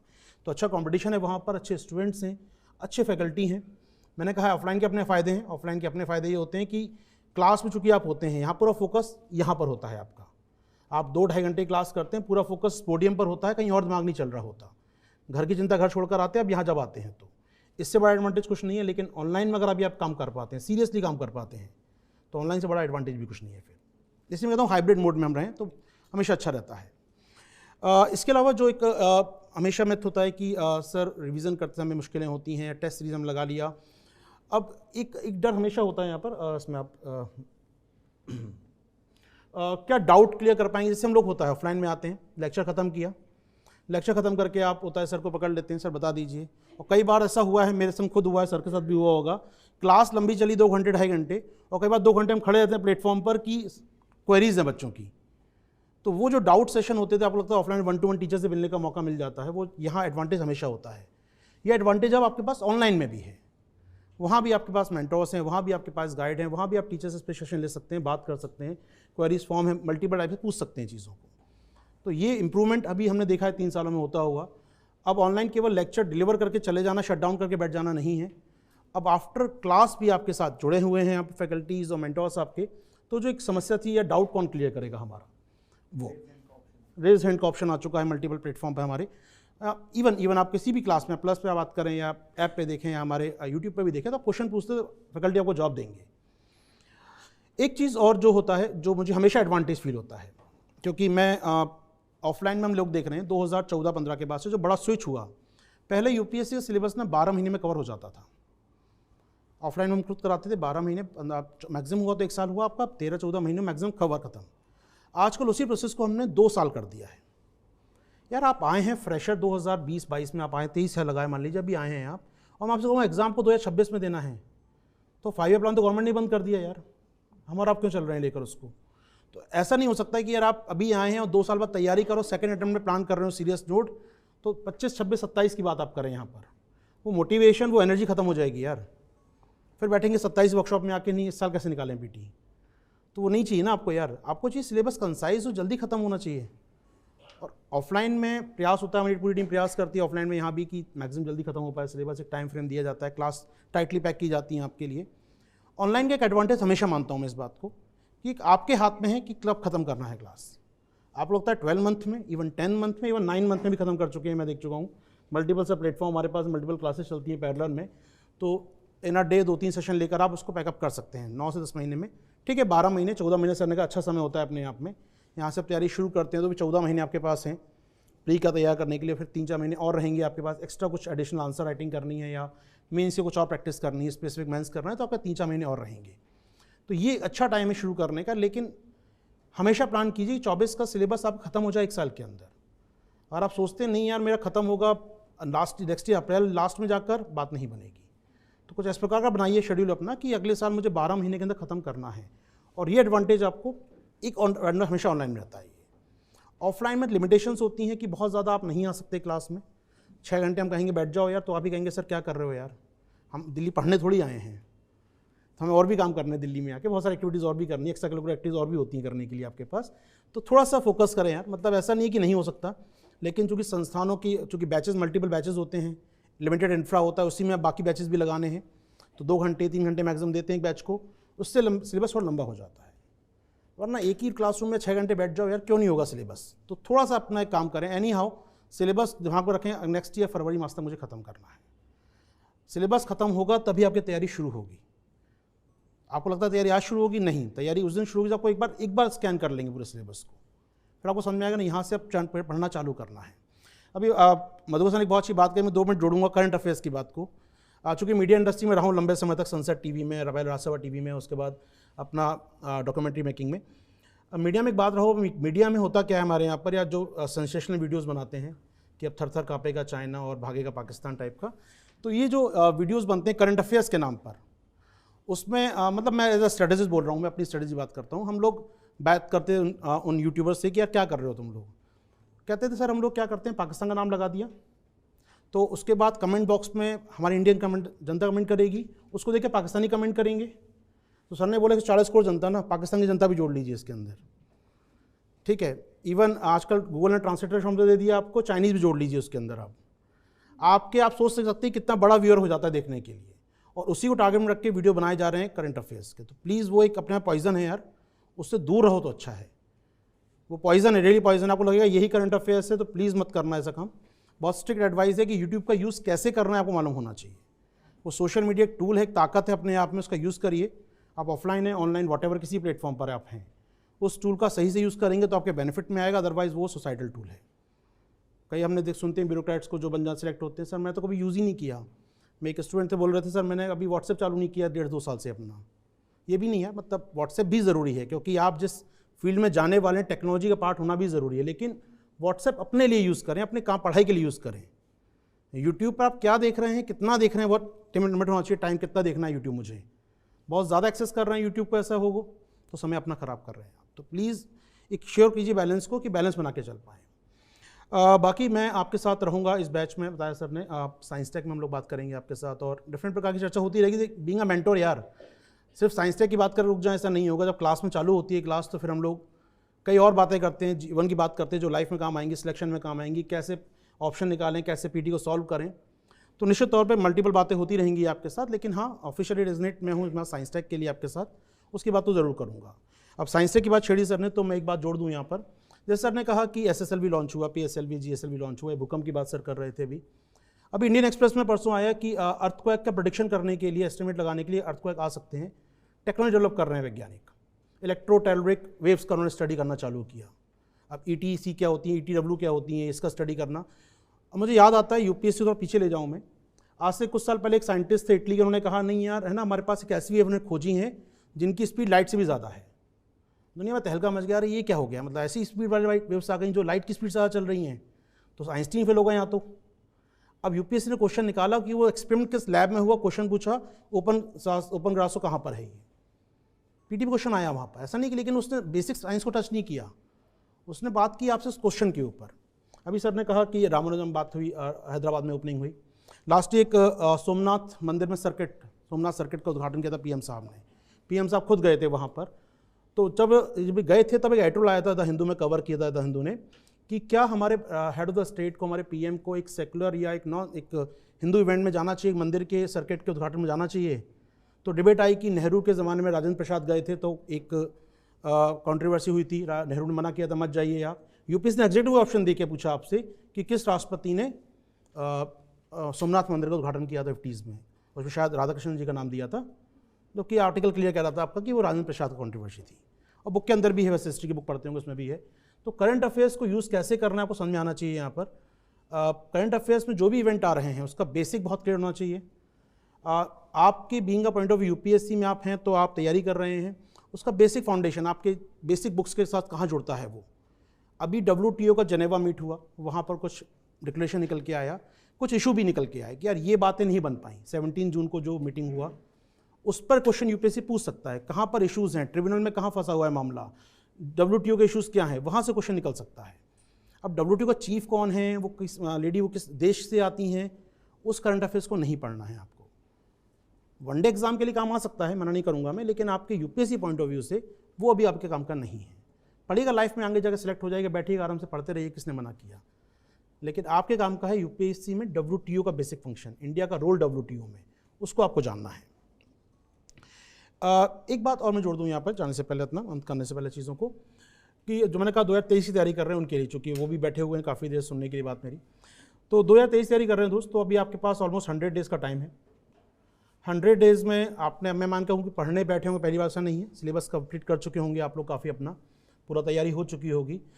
सिर्फ यहाँ पर अब फोकस होना चाहिए आपका, नेक्स्ट 100 डेज़ में करंट अफेयर्स कवर कर लीजिए, क्योंकि अभी करंट अफेयर्स और आने वाला है। मुझे आता है लास्ट ईयर 5 जून को एग्ज़ाम था, 3 मई के न्यूज़पेपर में जो न्यूज़ पढ़ रहा था सेकंड पेज पे था हिंदू में, वो न्यूज़ एग्जाम में थी। तो आपको याद रखना है करंट अफेयर्स अभी तैयार हो रहा होगा, पेपर सेट करने वाला सेट कर रहा होगा। तो वो जो आपका जो करंट अफेयर्स आ रहा है उसको पढ़ते चलिए, बहुत काम का है इस समय। और एक बेसिक गलती मत कीजिएगा, जो क्वेश्चन आते हैं वो गलत नहीं होने चाहिए। मेरे हमेशा मानता हूँ वो आपकी स्ट्रेंथ है, जो आपका क्वेश्चन मैंने पढ़ा था वो वहाँ आपने गलत कर दिया अगर, तो कोई नहीं बचा सकता सिलेक्शन से। कोई हमेशा 23-24 सबके लिए लागू होती है। मैं बहुत करीबी स्टूडेंट में देखे हैं, बहुत अच्छे स्टूडेंट थे, लेकिन एक क्वेश्चन वहाँ उन्होंने गलत किया जो उनको आता था, ओवर कॉन्फिडेंट हो गए, नहीं पढ़ पाए ढंग से, गोला गलत लगा दी, OMR शीट गलत भर दी, पूरा कोलैप्स कर गया उसके बाद। यूपीएससी बहुत मार्जिन में टिका हुआ चीज़ है। मैं कहता हूँ जिसको 45 क्वेश्चन कर रहा उसको भी सिलेक्टेड का अधिकार था, 46 करके आ रहा उसको सिलेक्शन का अधिकार था। नॉलेज दोनों बराबर थी। वो क्वेश्चन का एडवांटेज के बाद PT क्वालिफाई करके मीन्स लिख रहा है बंदा, और एक बंदा बाहर हो गया ट्रैक से। तो वही बात सर ने कहा कि वो मूर्ख कहलाता है, 45 वाला 45 वाला सेलेक्ट हो जाता है। उसके बाद सब मानते हैं, लेकिन ऐसा नहीं कि 44 वाले ने मेहनत नहीं की थी, मेहनत उसने भी की थी, 44 करके वो भी आया था। लेकिन गलती आपसे वही नहीं करनी है, आपको सिर्फ तैयारी नहीं करनी है, आपको लास्ट में 28 में जब एग्जाम दें वो गलतियाँ नहीं करनी जो बाकी लोग कर रहे हैं। आपको पेपर 2 घंटे ढंग से पढ़ना है यार, और ये एग्ज़ाम ऐसा नहीं है कि नहीं होगा। जो सर ने कहा हार्ड वर्क करेंगे तो बिल्कुल होगा, हार्ड वर्क करना पड़ेगा, शॉर्टकट कुछ नहीं है इसका। बैठिए बुक्स लेकर अपनी, बैठिए नोट्स लेकर अपने, और रिवीजन के लिए खासकर 23 के बच्चों के लिए, रिवीजन जो कर रहे हैं उनके लिए बोल दूँ एक बात में, मैं हमेशा बिलीव करता हूँ रिवीजन में और अपने सेल्फ नोट्स में। आप अगर रिवीजन करने बैठे हैं तो आपके पास नोट्स कंपाइल होने चाहिए, एक जगह पर हों, एक सोर्स पर हों। अब तैयारी चूँकि शुरू कर रहे हैं तो उनके लिए इंडेक्सिंग बनाना आसान होता है। इंडेक्सिंग आज से करिए कि मैंने टॉपिक कहाँ से पढ़ा। लाइक मैं आपसे कहता हूँ कि वेव्स आई, अर्थक्वेक वेव्स, तो आज द इंडियन एक्सप्रेस में 21 फेब का इस पेज पर आया है, या उसका आपने निकाल के डिजिटल वर्जन रख लिया, उसका PDF सेव करके रख लिया, दैट्स इट। आपका इंडेक्सिंग होना चाहिए, आपने कहाँ से पढ़ा वो टॉपिक, जिससे रिवीजन करते समय आपको याद हो कि यहाँ से जाकर टॉपिक देखना है, उसी सोर्स को दोबारा देखना है, सेकंड सोर्स को नहीं देखना। जो प्रतीक सर बोले थे मल्टीपल सोर्स पे नहीं जाना आपको यार, आपको सिंगल सोर्स पे टिके रहना है, मल्टीपल टाइम्स उसी को पढ़ना है। तो आज 21 फेब को न्यूज़ आई, फिर 2 महीने रिवाइज कर रहे हैं, उसी को रिवाइज किया, दोबारा खोल के PDF को, या तीसरी बार पढ़ रहे हैं उसी को रिवाइज करें, मल्टीपल टाइम रिवाइज करें एक ही चीज़ को। और हमेशा याद रखिएगा, हमेशा मानता हूँ मैं, मल्टीपल टाइम रिवाइज करेंगे आपको नई चीज़ उसी मिलती जाएंगी, उसमें बहुत सारे फैक्ट ऐसे होंगे जो आपने कभी नहीं पढ़े होंगे। तो प्लीज़ फोकस वहाँ कीजिए। बाकी मैं बोल रहा था, आप गलतियाँ मत कीजिएगा, जो आपको एग्जाम में आता है मत कीजिएगा। और 23 के जो कंपाइल नोट्स, आपको लगता है लक्ष्मीकांत का बुक है, मैं हमेशा बोलता हूँ बुक से प्यार मत करो यार, कोई नहीं बुक से प्यार करने की वजह, उसको आराम से वहाँ से आप टेयर अप कीजिए, फाड़िए उस बुक को, वहाँ से पेज को, अपने सेल्फ नोट्स बनाए होंगे उनको जोड़िए, पंच करके बनाइए, ये हैं आपके फाइनल नोट्स। बुक से निकाला, PDF डाउनलोड किया, या आपके पास सेल्फ नोट हाथ से बना रहे हैं, एक जगह एक पंच में लेकर आइए उसको। ये हैं सेंट्रल स्टेट रिलेशन के नोट्स, ये हैं मेरे रॉकेट लॉन्च व्हीकल के नोट्स। इसके बाद मुझे कुछ पढ़ना ही नहीं है यार। और जब ऐसे नोट्स बनना चालू हो जाएंगे आपके हाथ में, शॉर्ट नोट्स, रिवीजन करना बहुत आसान होगा। ये फाइल गया, ये गया, ये गया, ओके, ये बचा हुआ है रिवीजन के लिए। तो जो बच्चे तेज तैयारी कर रहे हैं यार, रिवीजन करना चालू करो। रिवीजन करना चालू कर चुके होंगे आप लोग, लेकिन रिवीजन को एक कंपाइल लेकर आओगे, लास्ट के 20 डेज में चाहिए होगा ना। गर्मी बढ़ती जाएगी मई के महीने में, तब दिमाग बहुत गर्म हो जाता है, क्या करें, तब आप फ़ोन आते हैं सर छोड़ दें क्या एग्ज़ाम इस बार। तो वो स्टेज मत आने देना, खासकर तेज के स्टूडेंट मेरे। मैं चाहूँगा कि आप रिवीजन करना भी चालू करें और रिवीजन को कंपाइल करना चालू करें। बाकी करंट अफेयर्स के रोल के बारे में अमन सर आपके साथ जोड़ेंगे। अमन सर बताएंगे आपको करंट अफेयर्स का रोल क्या है अपने आज के एग्जाम में, और बाकी चीज़ों की चर्चा करेंगे अमन सर आपके साथ। Thank you.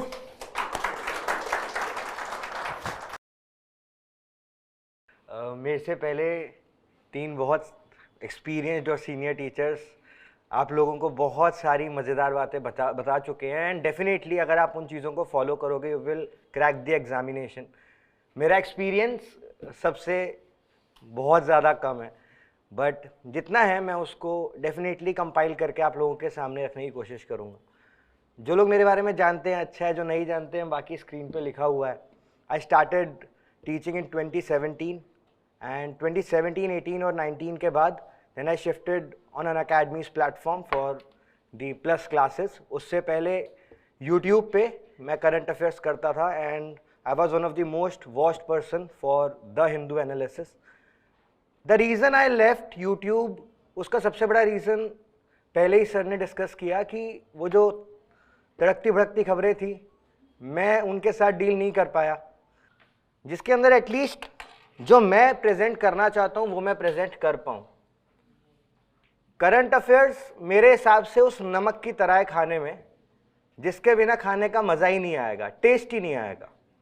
और यूपीएससी प्रिपरेशन में करंट अफेयर्स को करने का एक तरीका है जो शायद अभी तक बहुत सारे लोग क्रैक नहीं कर पाए हैं। अगर आप करंट अफेयर्स को एक सही तरीके से एनालिसिस करना स्टार्ट करते हो तो आपका 50 to 60% जीएस साथ में कवर होगा प्रीलिम्स का, and more than 40% questions of mains मैं लिख के देता हूं। अगर आप करंट अफेयर्स अच्छे से कर रहे हो तो आपके आएंगे, पर उसको करने का आपको तरीका आना चाहिए। जैसे भी बात हुई कि भाई टर्की के अंदर अर्थक्वेक आया, उसका इंपैक्ट हुआ। अगर आपने उसके साथ साथ टर्की की ज्योग्राफी, टर्की और इंडिया के इंटरनेशनल रिलेशंस, जो अर्थक्वेक आया है उसके रीजंस क्या हैं, अगर आपने जितनी भी पैरेलल चीजें हैं सारी की सारी कवर करी हैं, जो कि आपको करनी भी चाहिए, क्योंकि अगर आप ढंग से अखबार पढ़ने बैठोगे, न्यूज़पेपर पढ़ने बैठोगे और अगर आप साथ साथ एनालिसिस भी करते रहोगे, it will not take more than 1.5 or 2 hours। इतना आप टाइम खर्च कर सकते हो उस चीज के लिए जहां पर आपको ये समझ में आ रहा है कि मेरा अखबार के साथ साथ मेरी पैरेलली मेरा बेसिक्स भी कवर हो रहा है। अगर मान लो इकोनॉमिक्स के अंदर रेपो रेट आज बढ़ाया गया है और आप ये समझ पा रहे हो कि रेपो रेट बढ़ाने के रीजंस क्या क्या है, आप वो एक सर्कल ड्रॉ कर पा रहे हो पूरा इकोनॉमिक्स का, तो आप डेफिनेटली करंट अफेयर्स को उस लेवल पे यूज कर पाओगे जिस लेवल पे यूपीएससी डिमांड करती है। This is the reason I always say कि करंट अफेयर्स को 4 लेवल पे पढ़ना चाहिए। अगर आप यूट्यूब पे देखोगे मैक्सिमम अगर व्यूअरशिप के ऊपर जाओगे तो आपके सिर्फ 2 ही लेवल कवर होंगे। पहला रीडिंग, आप कोई भी यूट्यूब वीडियो उठा के देखो जहां पे एनालिसिस हो रहा होगा, इंग्लिश टू हिंदी ट्रांसलेशन होगा, वो असलियत में एनालिसिस होगा ही नहीं तो आप यूज करके देख लेना, इंग्लिश को ही हिंदी में कन्वर्ट करते हैं और उसको एनालिसिस बोला जाता है। वो एनालिसिस नहीं है, वो न्यूज़पेपर रीडिंग कहलाती है। लेवल 1 इज रीडिंग, वो तो आप भी कर लोगे, कौन नहीं कर लेगा। अब तो चैट जीपीटी भी आ गया है, उसको बोल दो भाई इस न्यूज़ को कन्वर्ट करके दे दे। आर्टिफिशियल इंटेलिजेंस अब तो इतनी स्ट्रांग हो गई है। जब आप लेवल 2 में आते हो then you cover the background, आप उसके पीछे की चीज़ें कवर करते हो। जैसे हम लोगों ने टर्की का एग्जाम्पल लिया, ठीक है, अभी मान लो किसी जगह पर एंटी डिफेक्शन हो गया, आपने अखबार में खोला, आपने पढ़ा भाई एंटी डिफेक्शन हो गया, पर आपने अगर एंटी डिफेक्शन सिर्फ पढ़ के खत्म कर दिया और आपने शेड्यूल 10 के अंदर वो 4 क्लॉजेज और उसके एक्सेप्शंस नहीं पढ़े हैं तो वो वेग है, वो वेस्ट है। ऐसे तो फिर अखबार कोई भी पढ़ लेगा। Then you are reading that newspaper जिससे कि आप लेवल सी और डी और बी के जो एग्जाम्स है वो आप क्रैक करोगे। तो आपको वो बैकग्राउंड आपको पढ़ना है। डेफिनेटली उसके लिए आपको जीएस सब्जेक्ट स्ट्रांग होने जरूरी है। But what I do in my classes is कि मैं ये बोलता हूं कि भाई मैं अगर कोई टॉपिक पढ़ा रहा हूं उसके पीछे का बैकग्राउंड पढ़ाने की भी जिम्मेदारी मेरी है। अगर अर्थक्वेक आ रहा है तो उसमें मैंने सिस्मिक वेव्स तक कंप्लीट करवाया, जब आप लेवल 3 के अंदर जाते हो then you go for the pros and cons, कि अगर कोई भी चीज आ रही है उसके प्रोज क्या है, उसके कॉन्स क्या है। नहीं तो अखबार सिर्फ प्रीलिम्स लेवल का रह जाएगा, मेंस लेवल का कैसे करोगे जब आप उसके प्रोज उसके कॉन्स को समझ पाओगे। लेवल 4 आप तब पहुंचोगे जब आपका खुद का व्यू जनरेट होगा उस करंट अफेयर उस न्यूज को समझ के। अब सब लोग इतना पीछे पड़ते हैं कि सर एडिटोरियल इतने ज्यादा इंपॉर्टेंट क्यों। एडिटोरियल असलियत में है क्या, एक एडिटर के व्यू हैं। वो एडिटर भी तो आप लोगों की तरह ही है, थोड़ा सा ज्यादा पढ़ा लिखा है ना, उसका एक्सपीरियंस थोड़ा हमसे ज्यादा है, उसका इंट्रैक्शन थोड़ा ज्यादा होगा, उसकी प्रैक्टिकलिटी जब थोड़ी ज्यादा होगी। पर क्या उसके जो व्यूज हैं वो परफेक्ट हैं आपके एग्जाम में लिखने के लिए? इस दुनिया में कोई व्यक्ति रैशनल नहीं है, इंक्लूडिंग मी, हो ही नहीं सकता है कोई रैशनल। तो आप जब एडिटोरियल पढ़ रहे हो तो आपको एक एडिटर के व्यू मिले, फिर आपको एक टीचर के व्यू मिले, और आपने उसके बाद अपने खुद के व्यू बनाए, तो आप वो लेवल 4 क्रॉस करते हो। इंपॉर्टेंस यही है कि आप अपने खुद के भी व्यू बनाओ। मैक्सिमम लोग क्या करते हैं करंट अफेयर्स में, जो टीचर्स होते हैं ना उनके थॉट्स के स्लेव बन जाते हैं। जो टीचर के थॉट हैं वही हमारे थॉट हैं। पर आप खुद पूछो कि आप आज नहीं तो कल सिविल सर्वेंट्स बनोगे, आपको अपने थॉट एनालिसिस को सामने रखना है, और वही मेंस का डिमांड है आजकल। मेंस में आप देखो ना, वो जो क्रिटिकली एनालिसिस है उसका मतलब क्या है कि आपको प्रोज एंड कॉन्स भी पता है एंड यू नो कि आपका ब्रेन क्या कह रहा है। वो एग्जामिनर यूपीएससी भी जानना चाहता है कि आपके व्यू क्या है उस चीज के ऊपर। This is how you need to compile current affairs. अगर आप ऐसे करोगे तो वो एक बड़ा इंपैक्ट क्रिएट करेगा। अभी क्या है कि करंट अफेयर लोग क्या उस चीज को एक आ गया है कि भाई करंट अफेयर का मतलब है कि आपने कोई चीज सिर्फ रीड आउट कर ली। इसीलिए बेसिक्स आप पहले पढ़ो, वो बहुत इंपॉर्टेंट है। और अगर नहीं पढ़ रहे हो तो एटलीस्ट जो आपको करंट अफेयर पढ़ा रहे हैं वो उनकी भी इक्वल जिम्मेदारी है कि वो उस न्यूज के साथ आपको वो बेसिक्स कवर करवाएं। ठीक, अब करंट अफेयर्स के साथ साथ एडिटर्स के एडिटोरियल के बारे में बात करते हैं। Answer writing is very important, और करंट अफेयर मेरे लिए तो एक सब्जेक्ट नहीं है, मेरे लिए वो एक यूपीएससी एस्पिरेंट के डिसिप्लिन का पार्ट है। आप कोई भी सब्जेक्ट पढ़ोगे वो मैक्सिमम आप 3 महीने पढ़ोगे, इससे ज्यादा नहीं पढ़ोगे। पर करंट अफेयर्स अगर आप कवर करते हो तो वो सब्जेक्ट नहीं है, उसको सब्जेक्ट की श्रेणी से हटाकर अगर आप उसे अपने डेली डिसिप्लिन का पार्ट दोगे ना, वो आपको डबल चीजें देगा। आपकी लाइफ में डिसिप्लिन मेंटेन करेगा और आपको बाकी सारे सब्जेक्ट्स में एक इंटरेस्ट भी डेवलप करेगा। अगर आप एक लेवल पे पढ़ने के बाद जब आप अपने बेसिक सब्जेक्ट्स रिवाइज कर रहे हो और आप करंट अफेयर्स उसके साथ लिंक कर पा रहे हो, तब आप समझ लेना कि आपने उस चीज को अच्छे से एनालाइज किया है। सोर्सेज की बात करें तो मैगजीन्स तो मार्केट में बहुत अवेलेबल है, कोई बढ़िया कोई खराब नहीं है, क्योंकि आज नहीं तो कल सारी मैगजीन पिछली वाली की देख के अगले महीने वो वाली चीजें भी कवर अप कर देती है। न्यूज तो वही है ना, सब उठा तो वहीं से ही रहे हैं, कोई अलग से तो किसी ने अखबार या न्यूज बनाई नहीं है। बट हाँ, the Hindu is a newspaper जिसको काफी टाइम से यूज भी किया जा रहा है। उसके बहुत सारे रीजंस हैं कि एक तो बहुत शॉर्ट में न्यूज होती है, ऊपर से आजकल आपको क्रिटिकल व्यू देने वाले बहुत कम लोग हैं, है ना। मीडिया भी इतना क्रिटिकल व्यू नहीं देती है, at least Hindu is giving you a critical view of everything. और उसके बाद डेफिनेटली इंडियन एक्सप्रेस का जो एक्सप्लेन सेक्शन है, उन्होंने अब तो यूपीएससी स्पेसिफिक भी काफ़ी सारी चीज़ें अपनी ऑनलाइन वेबसाइट्स पे स्टार्ट करी हैं। That is also definitely useful for you. Mains के लिए योजना और Kurukshetra magazine they are one of the best. Even जो 2023 का प्रीलिम्स देंगे उनके लिए भी अब तो योजना मैगजीन में आपने देखा होगा पीछे एमसीक्यूज भी होते हैं, यूज देम। अभी प्रीलिम्स आ रहा है, पिछले 1 साल के उठाओ, उसके अंदर जितने भी बॉक्सेज हैं, डब्बे बने हुए हैं, उनको ढंग से करके आओ। I am definitely saying you will see 2 to 3 questions वहीं से आएंगे। पिछले 1 साल की योजना उठाओ, उसमें जितने भी बॉक्सेस होते हैं उसमें से आएंगे, फंसेंगे। तो उन चीजों को यूज करना सीखो। मटेरियल्स लाखों हैं, आपकी टेबल पे जो बुक्स हैं, अगर आपने उनको ही ढंग से यूज कर लिया ना, you will crack the examination. पहली बात तो बहुत जज्बे की बात है, बहुत बोलते हैं स्ट्रांग विल चाहिए होती है यूपीएससी की तैयारी करने के लिए। यू सेक्रीफाइस अ लॉट, और सबसे बड़ी चीज जो आप सेक्रीफाइस करते हो वो होती है आपकी एज। वो एग्जाम से भी तेजी से दौड़ने लगती है। पर हाँ, अगर वो विल पावर के साथ में और डेडिकेशन है तो आप ये मान लो कि होगा। डेडिकेटेड लोगों का होता है, ठीक है, कोई ना कोई कमी रह जाती है, उसकी वजह से अगर किसी का नहीं भी होता, then you will definitely achieve big thing in your life। पर होगा ये मान के चलो।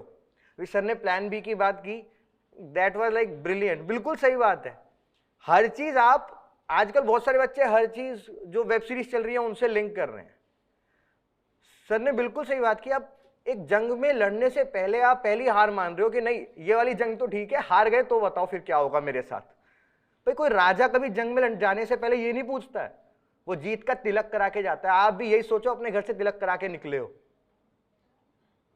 अब जीत कर ही वापस जाना है और कोई चारा ही नहीं है। And use it wisely, use your time wisely, use your resources wisely, ठीक। और बाकी चीजें तो मेरे ख्याल से आप लोगों के साथ डिस्कस हो चुकी हैं। साइंस एंड टेक्नोलॉजी के बारे में थोड़ी सी चीज जरूर कहूंगा कि एनसीईआरटीज को डेफिनेटली अच्छी तरीके से यूज करो। ऑल्दो बायो में आपको थोड़ा ज़्यादा ध्यान देना है, फिजिक्स केमिस्ट्री में ये नहीं कि आप केमिकल फार्मूला रटने बैठ जाओगे जो 11th और 12th में थे, ठीक है, वो तो डेफिनेटली नहीं पूछेंगे आपसे। अभी कल की बात है कि जियोलॉजिकल जो एग्जाम होता है यूपीएससी कंडक्ट करती है, एक स्टूडेंट का आया कि सर देखो साइंस के इतने सारे सवाल आते हैं। अब हर एक एग्जाम को दूसरे एग्जाम से कंपेयर नहीं कर सकते, है ना, हर एग्जाम की डिमांड अलग है, हर एग्जाम की रिक्वायरमेंट अलग है ना। मान लो स्टैट्स का एग्जाम है तो definitely they will ask stats more, ठीक है। तो साइंस एंड टेक में यूज योर एनसीईआरटीज, बेसिक्स अच्छे होंगे तभी समझ पाओगे कि जीन एडिटिंग क्या है। जब तक जीन ही नहीं समझोगे तो एडिटिंग कैसे समझ में आएगी। तो वो बेसिक्स को कंट्रोल में करना बहुत इंपॉर्टेंट है। एंड लास्ट एक चीज मैं जरूर कहूंगा कि अगर कोई चीज सबसे ज्यादा इंपॉर्टेंट है ना आपकी पढ़ाई में, वो है आपकी सेल्फ स्टडी। हम सब लोग कितनी ही मेहनत कर लें आपके ऊपर, कितनी ही सारी चीजें पढ़ा दें, मैं कह रहा हूं पूरा पेपर भी आपके सामने रखते हैं, पर जब तक आप खुद से सेल्फ स्टडी नहीं करोगे, अपने दिन का समय नहीं दोगे, वो सारी की सारी चीजें फ्रूटफुल रिजल्ट नहीं देंगी। Self study is very important. अपना एक शेड्यूल बांट के रखो कि भाई मेरे को 60-40 का रेशियो रखना है।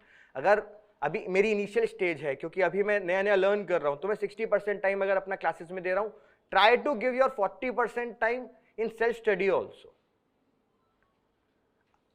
एक चीज और, जैसे इंटरनेशनल रिलेशन है, आईआर की बहुत सारी चीजें आपकी करंट अफेयर्स के साथ कवर होंगी, पर करंट अफेयर्स के साथ आपके जो पीछे जो चीजें हो चुकी हैं, जो इतने सारे हमारे प्रधानमंत्री रहे हैं, उनके साथ और दूसरे देशों के डिफरेंट रिलेशंस रहे हैं, किन्हीं देशों के साथ हमारे अप्स एंड डाउन्स रहे हैं। जैसे रशिया का इज अ बिगेस्ट एग्जांपल कि अभी शायद हमारे उतने अच्छे रिलेशन नहीं है जितने शायद आज से पहले थे, और ये नहीं पता कि आज के बाद इंडो पैसिफिक में जिस तरीके की चीजें चल रही हैं आगे क्या होगा।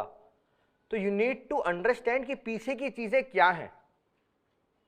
खुद से भी तो कुछ मेहनत करनी पड़ेगी, ठीक। तो आईआर के अंदर इन्हीं चीजों पे ध्यान दें। मार्केट में मटेरियल बहुत है, उसमें से लिमिटेड मटेरियल छांटो, क्लासेस करो, बेसिक्स अपना एकदम तगड़ा करो, और फिर उसको करंट अफेयर्स में यूज करो।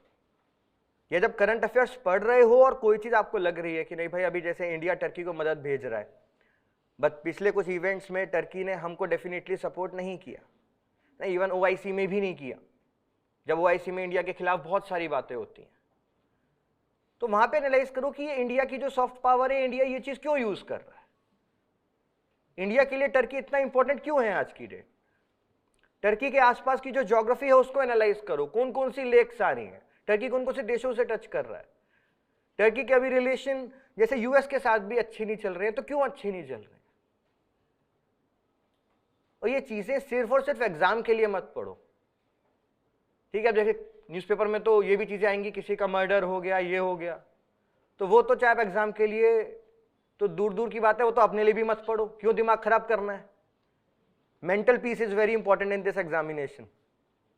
बहुत सारे बच्चे 2-3 दिन तक किसी और न्यूज को लेकर ही सोचते रहते हैं कि सर देखो उसके साथ ये हो गया, वो भी मेरे गांव से आया था। अब उसके साथ जो होना था वो हो गया, आप ये सोचो कि आपको अपनी लाइफ के साथ आगे क्या करना है, तो यूज इट वेरी वाइजली। अभी जो अभी प्रिपरेशन स्टार्ट कर रहे हैं, डेफिनेटली आपको नोट्स मेकिंग में थोड़ी सी दिक्कत आएगी, क्योंकि आपने स्कूल में अलग तरीके से नोट्स बनाए होंगे, फिर कॉलेज में अलग तरीके से बनाए होंगे, कुछ ने नहीं भी बनाए होंगे, ठीक है। तो नोट्स पहली बात तो किसी से सीख के कभी नहीं बनते हैं, you can not learn notes making. मेरा अलग तरीका हो सकता है, ठीक है, आपको शायद मेरे तरीके के नोट्स पसंद नहीं आए और आपको समझ भी नहीं आए, वो चाहे बड़े हो छोटे हो, आपको समझ आने चाहिए जब आप रिवाइज कर रहे हो। किसी और को आए ना आए उससे कोई मतलब नहीं है, और रिवीजन इज वेरी इंपॉर्टेंट, उसके बिना तो कुछ भी नहीं होगा, चाहे वो सब्जेक्ट का हो, करंट अफेयर्स का हो, किसी भी चीज का। ठीक, take care of your health, revise and hustler बने रहो तो ही काम बनेगा। ठीक, मैं भी आप लोगों की तरह ही आया था यहाँ पे, like I have lived that aspirant life for 4 years, तो I know all the struggles you are feeling inside, but definitely जब आप एक लेवल से दूसरे लेवल आगे बढ़ते रहते हो, आपको ये चीज़ समझ आने लगेगी कि you have chosen the right path, you have chosen the right decision, and make your self and your parents proud. Thank you. अब आई थिंक हमारा आस्क वाला सेशन होगा। बाकी मैं आपको एक चीज बता देता हूँ, ऑफलाइन में मैंने भी पढ़ा है, पर मैंने आज तक ऑफलाइन में सिलेबस पूरा होते हुए नहीं देखा, मैक्सिमम, मतलब अगर मैं सारे सब्जेक्ट मिला दूं तो। But online gives you leverage in that, एक बार नहीं बार बार भी कर सकते हो, और तो बार बार करने की जरूरत नहीं पड़नी चाहिए। I am fully confident in the team जो अनअकैडमी ने बिल्टअप की है, ठीक, बट उस चीज़ का ध्यान रखो कि आप लोग अपना सिलेबस पूरा करो, डेली आंसर राइटिंग करो। अभी जो नया नया स्टार्ट कर रहे हैं वो इसी डर के मारे कि आंसर राइटिंग लिखेंगे कैसे, ठीक, अपने टीचर्स से पॉइंटर्स लो, उन पॉइंटर्स पे धीरे धीरे शुरू करो, कहीं से देख के ही शुरू करो। आजकल तो बहुत सारी वेबसाइट्स हैं, क्वेश्चन आंसर बनाती रहती हैं, उनसे देख के ही आंसर लिखना शुरू करो। कभी ना कभी तो आपके भी वो थॉट्स जनरेट होंगे ना भाई, इंग्रेडिएंट्स तो चाहिए ना, उसको तभी तो प्रेजेंट करोगे, बिना इंग्रेडिएंट्स के कैसे करोगे। तो स्टार्ट करो, डेफिनेटली होगा। अब तो आपको hard copy notes, soft copy notes, articulate magazine, हर एक चीज मिल रही है, तो यूज देम वाइजली।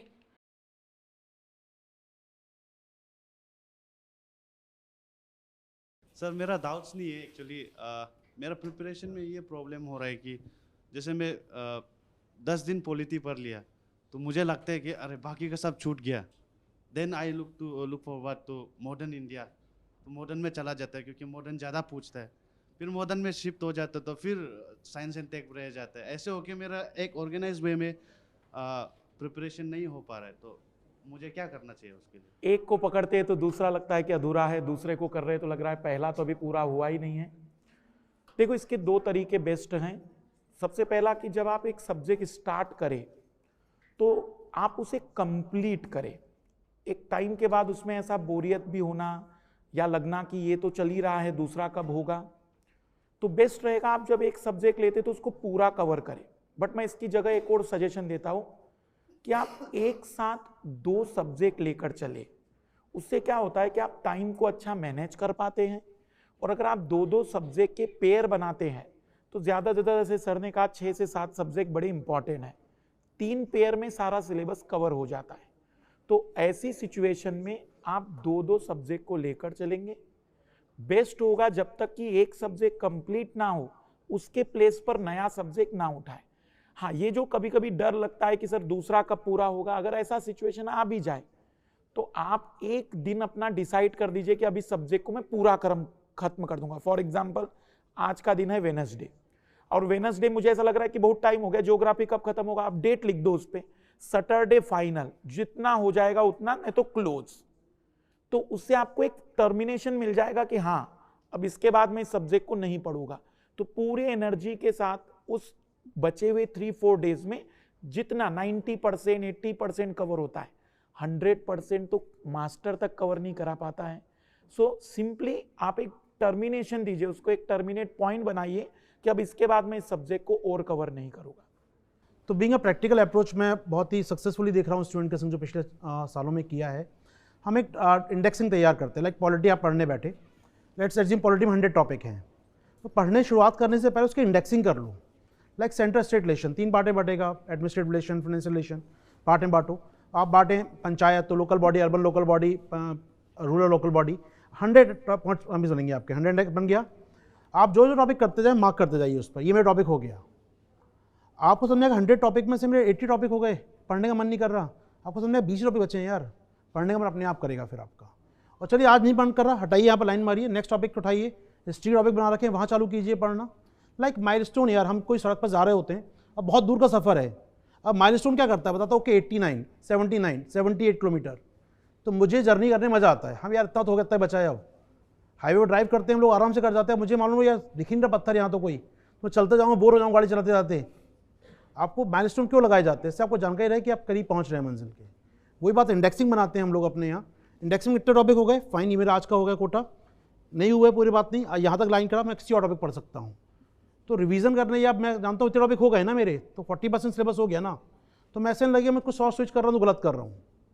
ठीक है, हम दूसरे पढ़ सकते हैं, वहाँ पर 20 टॉपिक किए, let's move to first topic 1। तो अब इंडेक्सिंग करके चलिए, हमेशा बोलता हूँ indexing is the good one thing, बना के रखिए, रिवीजन करने बहुत काम आएगा। तो रिवीजन करेंगे लास्ट टाइम ना आपको, तो कि ये टॉपिक मुझे आता है, हटाओ या इसको रिवाइज नहीं करना, मुझे इसको रिवाइज करना है। मुझे मालूम है यार सेंटर स्टेट रिलेशन में, या मैं इमरजेंसी की बात कर रहा हूँ, इमरजेंसी के 3 प्रोविजन मुझे मालूम है, हटाओ उसको रिवाइज नहीं करना, मूव टू नेक्स्ट। और क्विक रिवीजन जो होता है लास्ट में बहुत काम जरूरी होता है। आपके लास्ट 30 डेज तैयारी जो होती है ना रिवीजन की, आप सालों पढ़ते रहिए और लास्ट 30 डेज अलग चीज़ होती है, और उस लास्ट 30 डेज के लिए ज़रूरी है आपने इंडेक्सिंग कर रखी हो। तो ड्यूरिंग प्रिपरेशन भी एज अ माइलस्टोन काम आएगी वो, और एज अ लास्ट में जाकर एज अ रिवीजन काम आएगी वो। तो उसको ट्राई करके देखिए, शायद सक्सेसफुल हो जाए। एक छोटी सी बात कहूँगा कि अगर 24 वाले स्टूडेंट्स हैं तो थोड़ा सा रुक सकते हैं, अभी आप थोड़ा सा जीएस पढ़िए, ज़्यादा बेटर होगा। ज़्यादा बेस्ट टाइमिंग जो होता है मेरे हिसाब से जून जुलाई के बाद आप स्टार्ट करें, ताकि एक बार सिलेबस पहले कवर करें, फिर जनवरी फरवरी में एक बार रिवाइज कर ले। एटलीस्ट 2 बार अगर आपका हो जाता है इसी से, फिर इश्यूज नहीं आएंगे। तो थोड़ा वेट करें, 24 वाले अभी से ना ले तो प्रॉब्लम्स आ सकती है। ऑप्शनल के लिए तो मैं कहूँगा 24 वालों के लिए अगर डिसाइडेड हैं तो बेस्ट टाइमिंग है, शुरू कर लीजिए, क्योंकि अभी थोड़ा ज़्यादा बर्डन नहीं होता। पर अगर डिसाइड नहीं है तो थोड़ा 4 to 5 मंथ जीएस पढ़िए, आपको पता चलेगा कि आपको कौन सा सब्जेक्ट ज़्यादा बढ़िया लग रहा है, फिर उस और अपना स्विच करिएगा। सर जून से बेस्ट रहेगा। जून। हाँ बिल्कुल।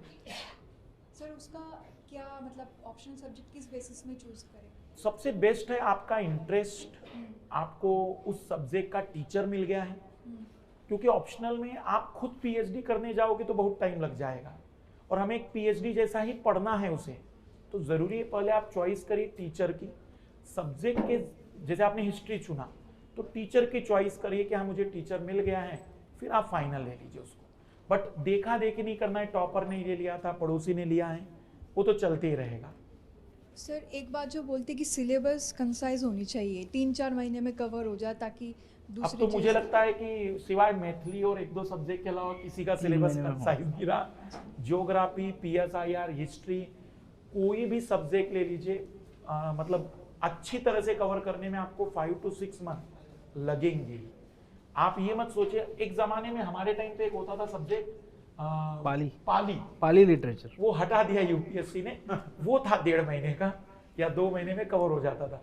लेकिन अब मैक्सिमम सब्जेक्ट, कुछ ही सब्जेक्ट है जिनको हम थोड़ा सा 19-20 कहेंगे, जैसे फिलोसॉफी हुआ, पबेड हुआ, तो ये थोड़े छोटे सब्जेक्ट हो जाते हैं। लेकिन ऐसा कुछ भी नहीं है कि आप कंसाइज कहेंगे कि बहुत ज्यादा डिफरेंस आ जाएगा।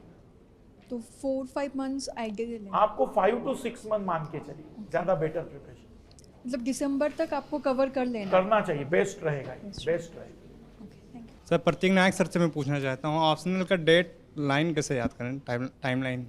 अच्छा हिस्ट्री के लिए? हाँ हिस्ट्री के लिए। देखो 3-4 चीज़ें हिस्ट्री में, सब डेट्स तो इम्पोर्टेंट नहीं होती। Being a student of history तो मैं तो यही कहूँगा, but those dates which are significant, जहाँ बदलाव आए हैं वो याद रखनी है। मैं नॉर्मली मैपिंग पर्सपेक्टिव से ज़्यादा याद रखता हूँ कि मैं इवेंट्स को क्लासीफाई कर देता हूँ कि ये पॉलिटिकल इवेंट्स इतने हैं, उसको टाइमलाइन के हिसाब से मैप के ऊपर डॉट मारते रहो कि 17-19, जैसे गांधी जी के लिए एक मैप बना दिया हमने कि गांधी जी 1915 में आए, 1917 में चंपारण किया तो एक डेट चंपारण की वहाँ बना दी। 1918 में अहमदाबाद और खेड़ा सत्याग्रह किया तो 2 डॉट यहाँ पे और तारीख वहाँ पे लगा दी। 1919 में नॉन कॉपरेशन से पहले जलियांवाला बाग जब हुआ तब आपको पता होगा कि रॉलेट का विरोध कर रहे थे and he was suppose to go to Mumbai to Delhi और बीच में उनको पकड़ लिया गया क्योंकि वो पंजाब आ रहे थे, ऐसा था। तो 1 डॉट वहाँ मार दिया कि भाई ये किसके लिए है। तो इस तरह से आप क्रोनोलॉजिकली मैप को एक पर्सनैलिटी या एक इवेंट पॉइंट ऑफ व्यू से भी कर सकते हो और उसको ग्राफिकली आप चिपका दीजिए अपने पास नोट्स के रूप में घर के अंदर जहाँ पढ़ रहे हो लाइब्रेरी में, हर रोज़ देखते रहिए, ऑटोमेटिकली याद रहेगा। Thank you sir. एक दिन में तारीखें याद नहीं रहती है, हम भी कभी कभी पढ़ाते पढ़ाते तारीखों में आगे पीछे 1 आध साल कर देते हैं। खास करके एंशियंट में डेट्स आती ही नहीं है क्योंकि एंशियंट में बहुत ही वेग टाइमलाइन है। स्टोन एज देखोगे 5 लाख ईयर्स अगो, बोले कहाँ भाई 5 लाख ईयर्स अगो मतलब कहाँ से कहाँ शुरू हुआ। बट जैसे मॉडर्न में जाओगे तो कंसाइज डे डेट टाइमिंग के साथ आपको है ना पूछता है 16 अक्टूबर 1905 का इंपॉर्टेंस क्या है। तो व्हाट यू डू इज़ कि आप जितने भी modern history centric important dates है उसको आप क्लासीफाई करिए। जैसे 14 जनवरी 1761 की तारीख है तो 3rd पानीपत हुआ था। वैसी बहुत सारी डेट्स है इंपॉर्टेंट है ना। 16 अगस्त 1765 ट्रीटी ऑफ इलाहाबाद, जिसके बाद भारत फिर एक कॉलोनी के रूप में ट्रांसफॉर्म हुआ। तो इस तरह से आप एक एक करके उठाइए, पर सब डेट्स नहीं पूछता है और वो क्रोनोलॉजी में ही पूछता है ज़्यादातर। Thank you sir. जैसे कि जून में मुझे ऑप्शनल स्टार्ट करना है तो ऑप्शनल जीएस और सीसेट वो तीनों ज़्यादा नहीं, ऐसा नहीं करना है। जैसे जून में आपका ऑप्शनल चल रहा है तो मान लीजिए जून में आपने ऑप्शनल स्टार्ट किया तो सीसेट को आप अगस्त में करना। पहले आप अपने आप को थोड़ा मैनेज तो कर लीजिए। जैसे आपने पहले 2 सब्जेक्ट शुरू किए, अब आपको लग रहा है कि हाँ बेटर कर पा रहे, टाइम भी बच रहा है, तो फिर 3rd इंट्रोड्यूस करिए। बर्डन मत बनाइए। जैसे ऑफलाइन में क्या होता है कि भाई डेली 2 सब्जेक्ट चलते हैं फिर स्टूडेंट अपने घर चला जाता है। ऑनलाइन में हमें सावधानी बरतनी है। ऐसा नहीं है कि सुबह से शाम तक क्लास चल रही तो हम बैठे हैं स्क्रीन के सामने। हमें उसको मैनेज करना है कि हम 2 सब्जेक्ट करेंगे, अगर मैनेज हो पा रहा है तो सीसेट स्टार्ट करो, नहीं हो पा रहा है तो अक्टूबर नवंबर में करेंगे हम। मेरी ऑफलाइन क्लासेस है। हाँ, ऑफलाइन में भी वही करना है अपने को कि भाई उस एक साथ सब शुरू नहीं करना। अगर जीएस के 2 सब्जेक्ट और ऑप्शनल चल रहा है तो फिर सीसेट रोक दो। जब आपको लगे कि अब जीएस में मेरा बर्डन ज्यादा नहीं रहा तब सीसेट शुरू करो। ऑप्शनल खत्म होने वाला है तब सीसेट शुरू कर लेना। सो कितना मंथ दे सर सीसेट? सीसेट तो 2 महीने 2.5 महीने का सब्जेक्ट है, उससे बड़ा नहीं है, आराम से होता है। Thank you. बताओ।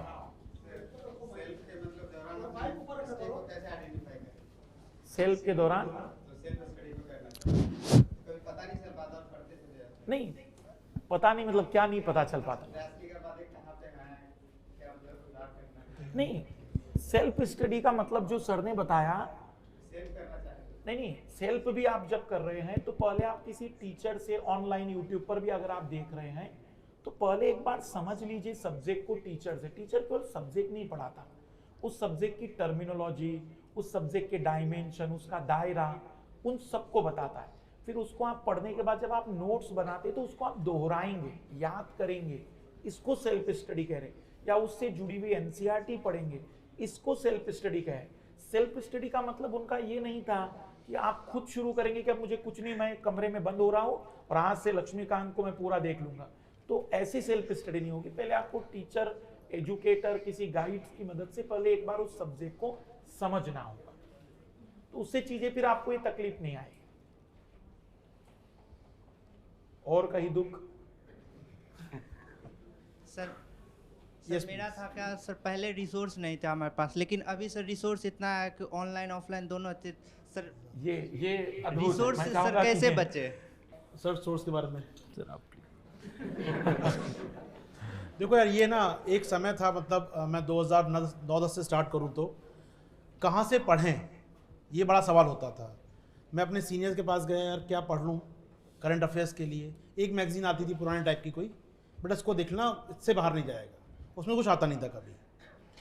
फिर एक फेज़ ये आ गया है कि अब इतनी इन्फॉर्मेशन है, इन्फॉर्मेटिक बोलता हूँ बड़ी भाषा में, सूचनाओं की आपदा हो गई है आपके पास। अब इतने मल्टीपल सोर्स इन्फॉर्मेशन, हर व्हाट्सएप पे 2 मिनट बाद कोई मैसेज आ गया, कोई स्वैप कर गया कि यार ये इन्फॉर्मेशन आ गई। नहीं, अभी 2 घंटे बैठे बैठे 50 खबरें मेरे पास आ चुकी हैं कि ये अपडेट हो रहा है।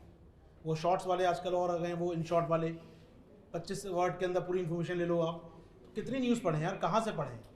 तो इम्पॉर्टेंट बात है, आपको उसके पहले सिलेबस देखना होगा, प्रीवियस क्वेश्चन देखने होंगे, अपनी फैकल्टीज़ को सुनना होगा, तब जज कर पाएंगे, डोमेन तय कर पाएंगे कि क्या पढ़ना है और क्या छोड़ना है। बताया ना सर ने कि तुर्की में भूकंप आया, कितने मरे लोग, शायद वो एक त्रासदी हो सकती है। हमारे यूपीएससी पॉइंट ऑफ व्यू से भूकंप क्यों आया वो ज़रूरी है, तो आपको आइडेंटिफाई करना पड़ेगा। 60 वर्ड में नहीं लिखा मिलेगा, वो इन शॉर्ट्स में जो आते हैं आजकल, या बहुत सारे प्लेटफॉर्म आपको शॉर्ट में देते हैं चीज़ें, वो आपको नहीं देखना वहाँ पर, यूपीएससी काम का नहीं है वो। सुनिए एक फैकल्टी को आराम से, या अपने इंडियन एक्सप्रेस का या द हिंदू का या जो भी आप नेशनल न्यूज़पेपर पढ़ते हैं उसको एनालिसिस करना सीखिए, करंट अफेयर्स वहीं का काम आएगा। और बाकी सूचनाएं बहुत सारी आती हैं, बहुत सारे वीडियोस बनते रहते हैं, एक वीडियो देखिए और आपको लगता है ये फैकल्टी भी ट्रस्ट कर सकते हैं, आप इस चैनल पर ट्रस्ट कर सकते हैं, वहाँ से वीडियो देखिए अपने, वहाँ से सोर्स बनाइए अपना। मल्टीपल सोर्स वहाँ भी नहीं चाहिए ऑनलाइन में, मैंने कहा ना सिंगल सोर्स रखिए, उसको मल्टीपल टाइम रिवाइज कीजिए। एक ट्रस्ट कीजिए एक टीचर के ऊपर, एक फैकल्टी पर, एक चैनल पर, एक प्लेटफॉर्म पर, उस पर ट्रस्ट करने का, उसको मल्टीपल टाइम देखिए, वो ज़रूरी है इस आपदा के दौर में। आपदा ये सूचनाओं की इतनी इन्फॉर्मेशन आ रही है कि कहाँ फिल्टर करें। मेरे पास नियरली 2000 मेल पर डे आते हैं इन्फॉर्मेशन की, ये इन्फॉर्मेशन आई है अपडेट। बीइंग अ जर्नलिस्ट मेरे पास अभी भी आती हैं सारे मेल, वो अभी जुड़ा है उनके नेटवर्क से, तो 2000 न्यूज़ आती है पर डे मेरे पास।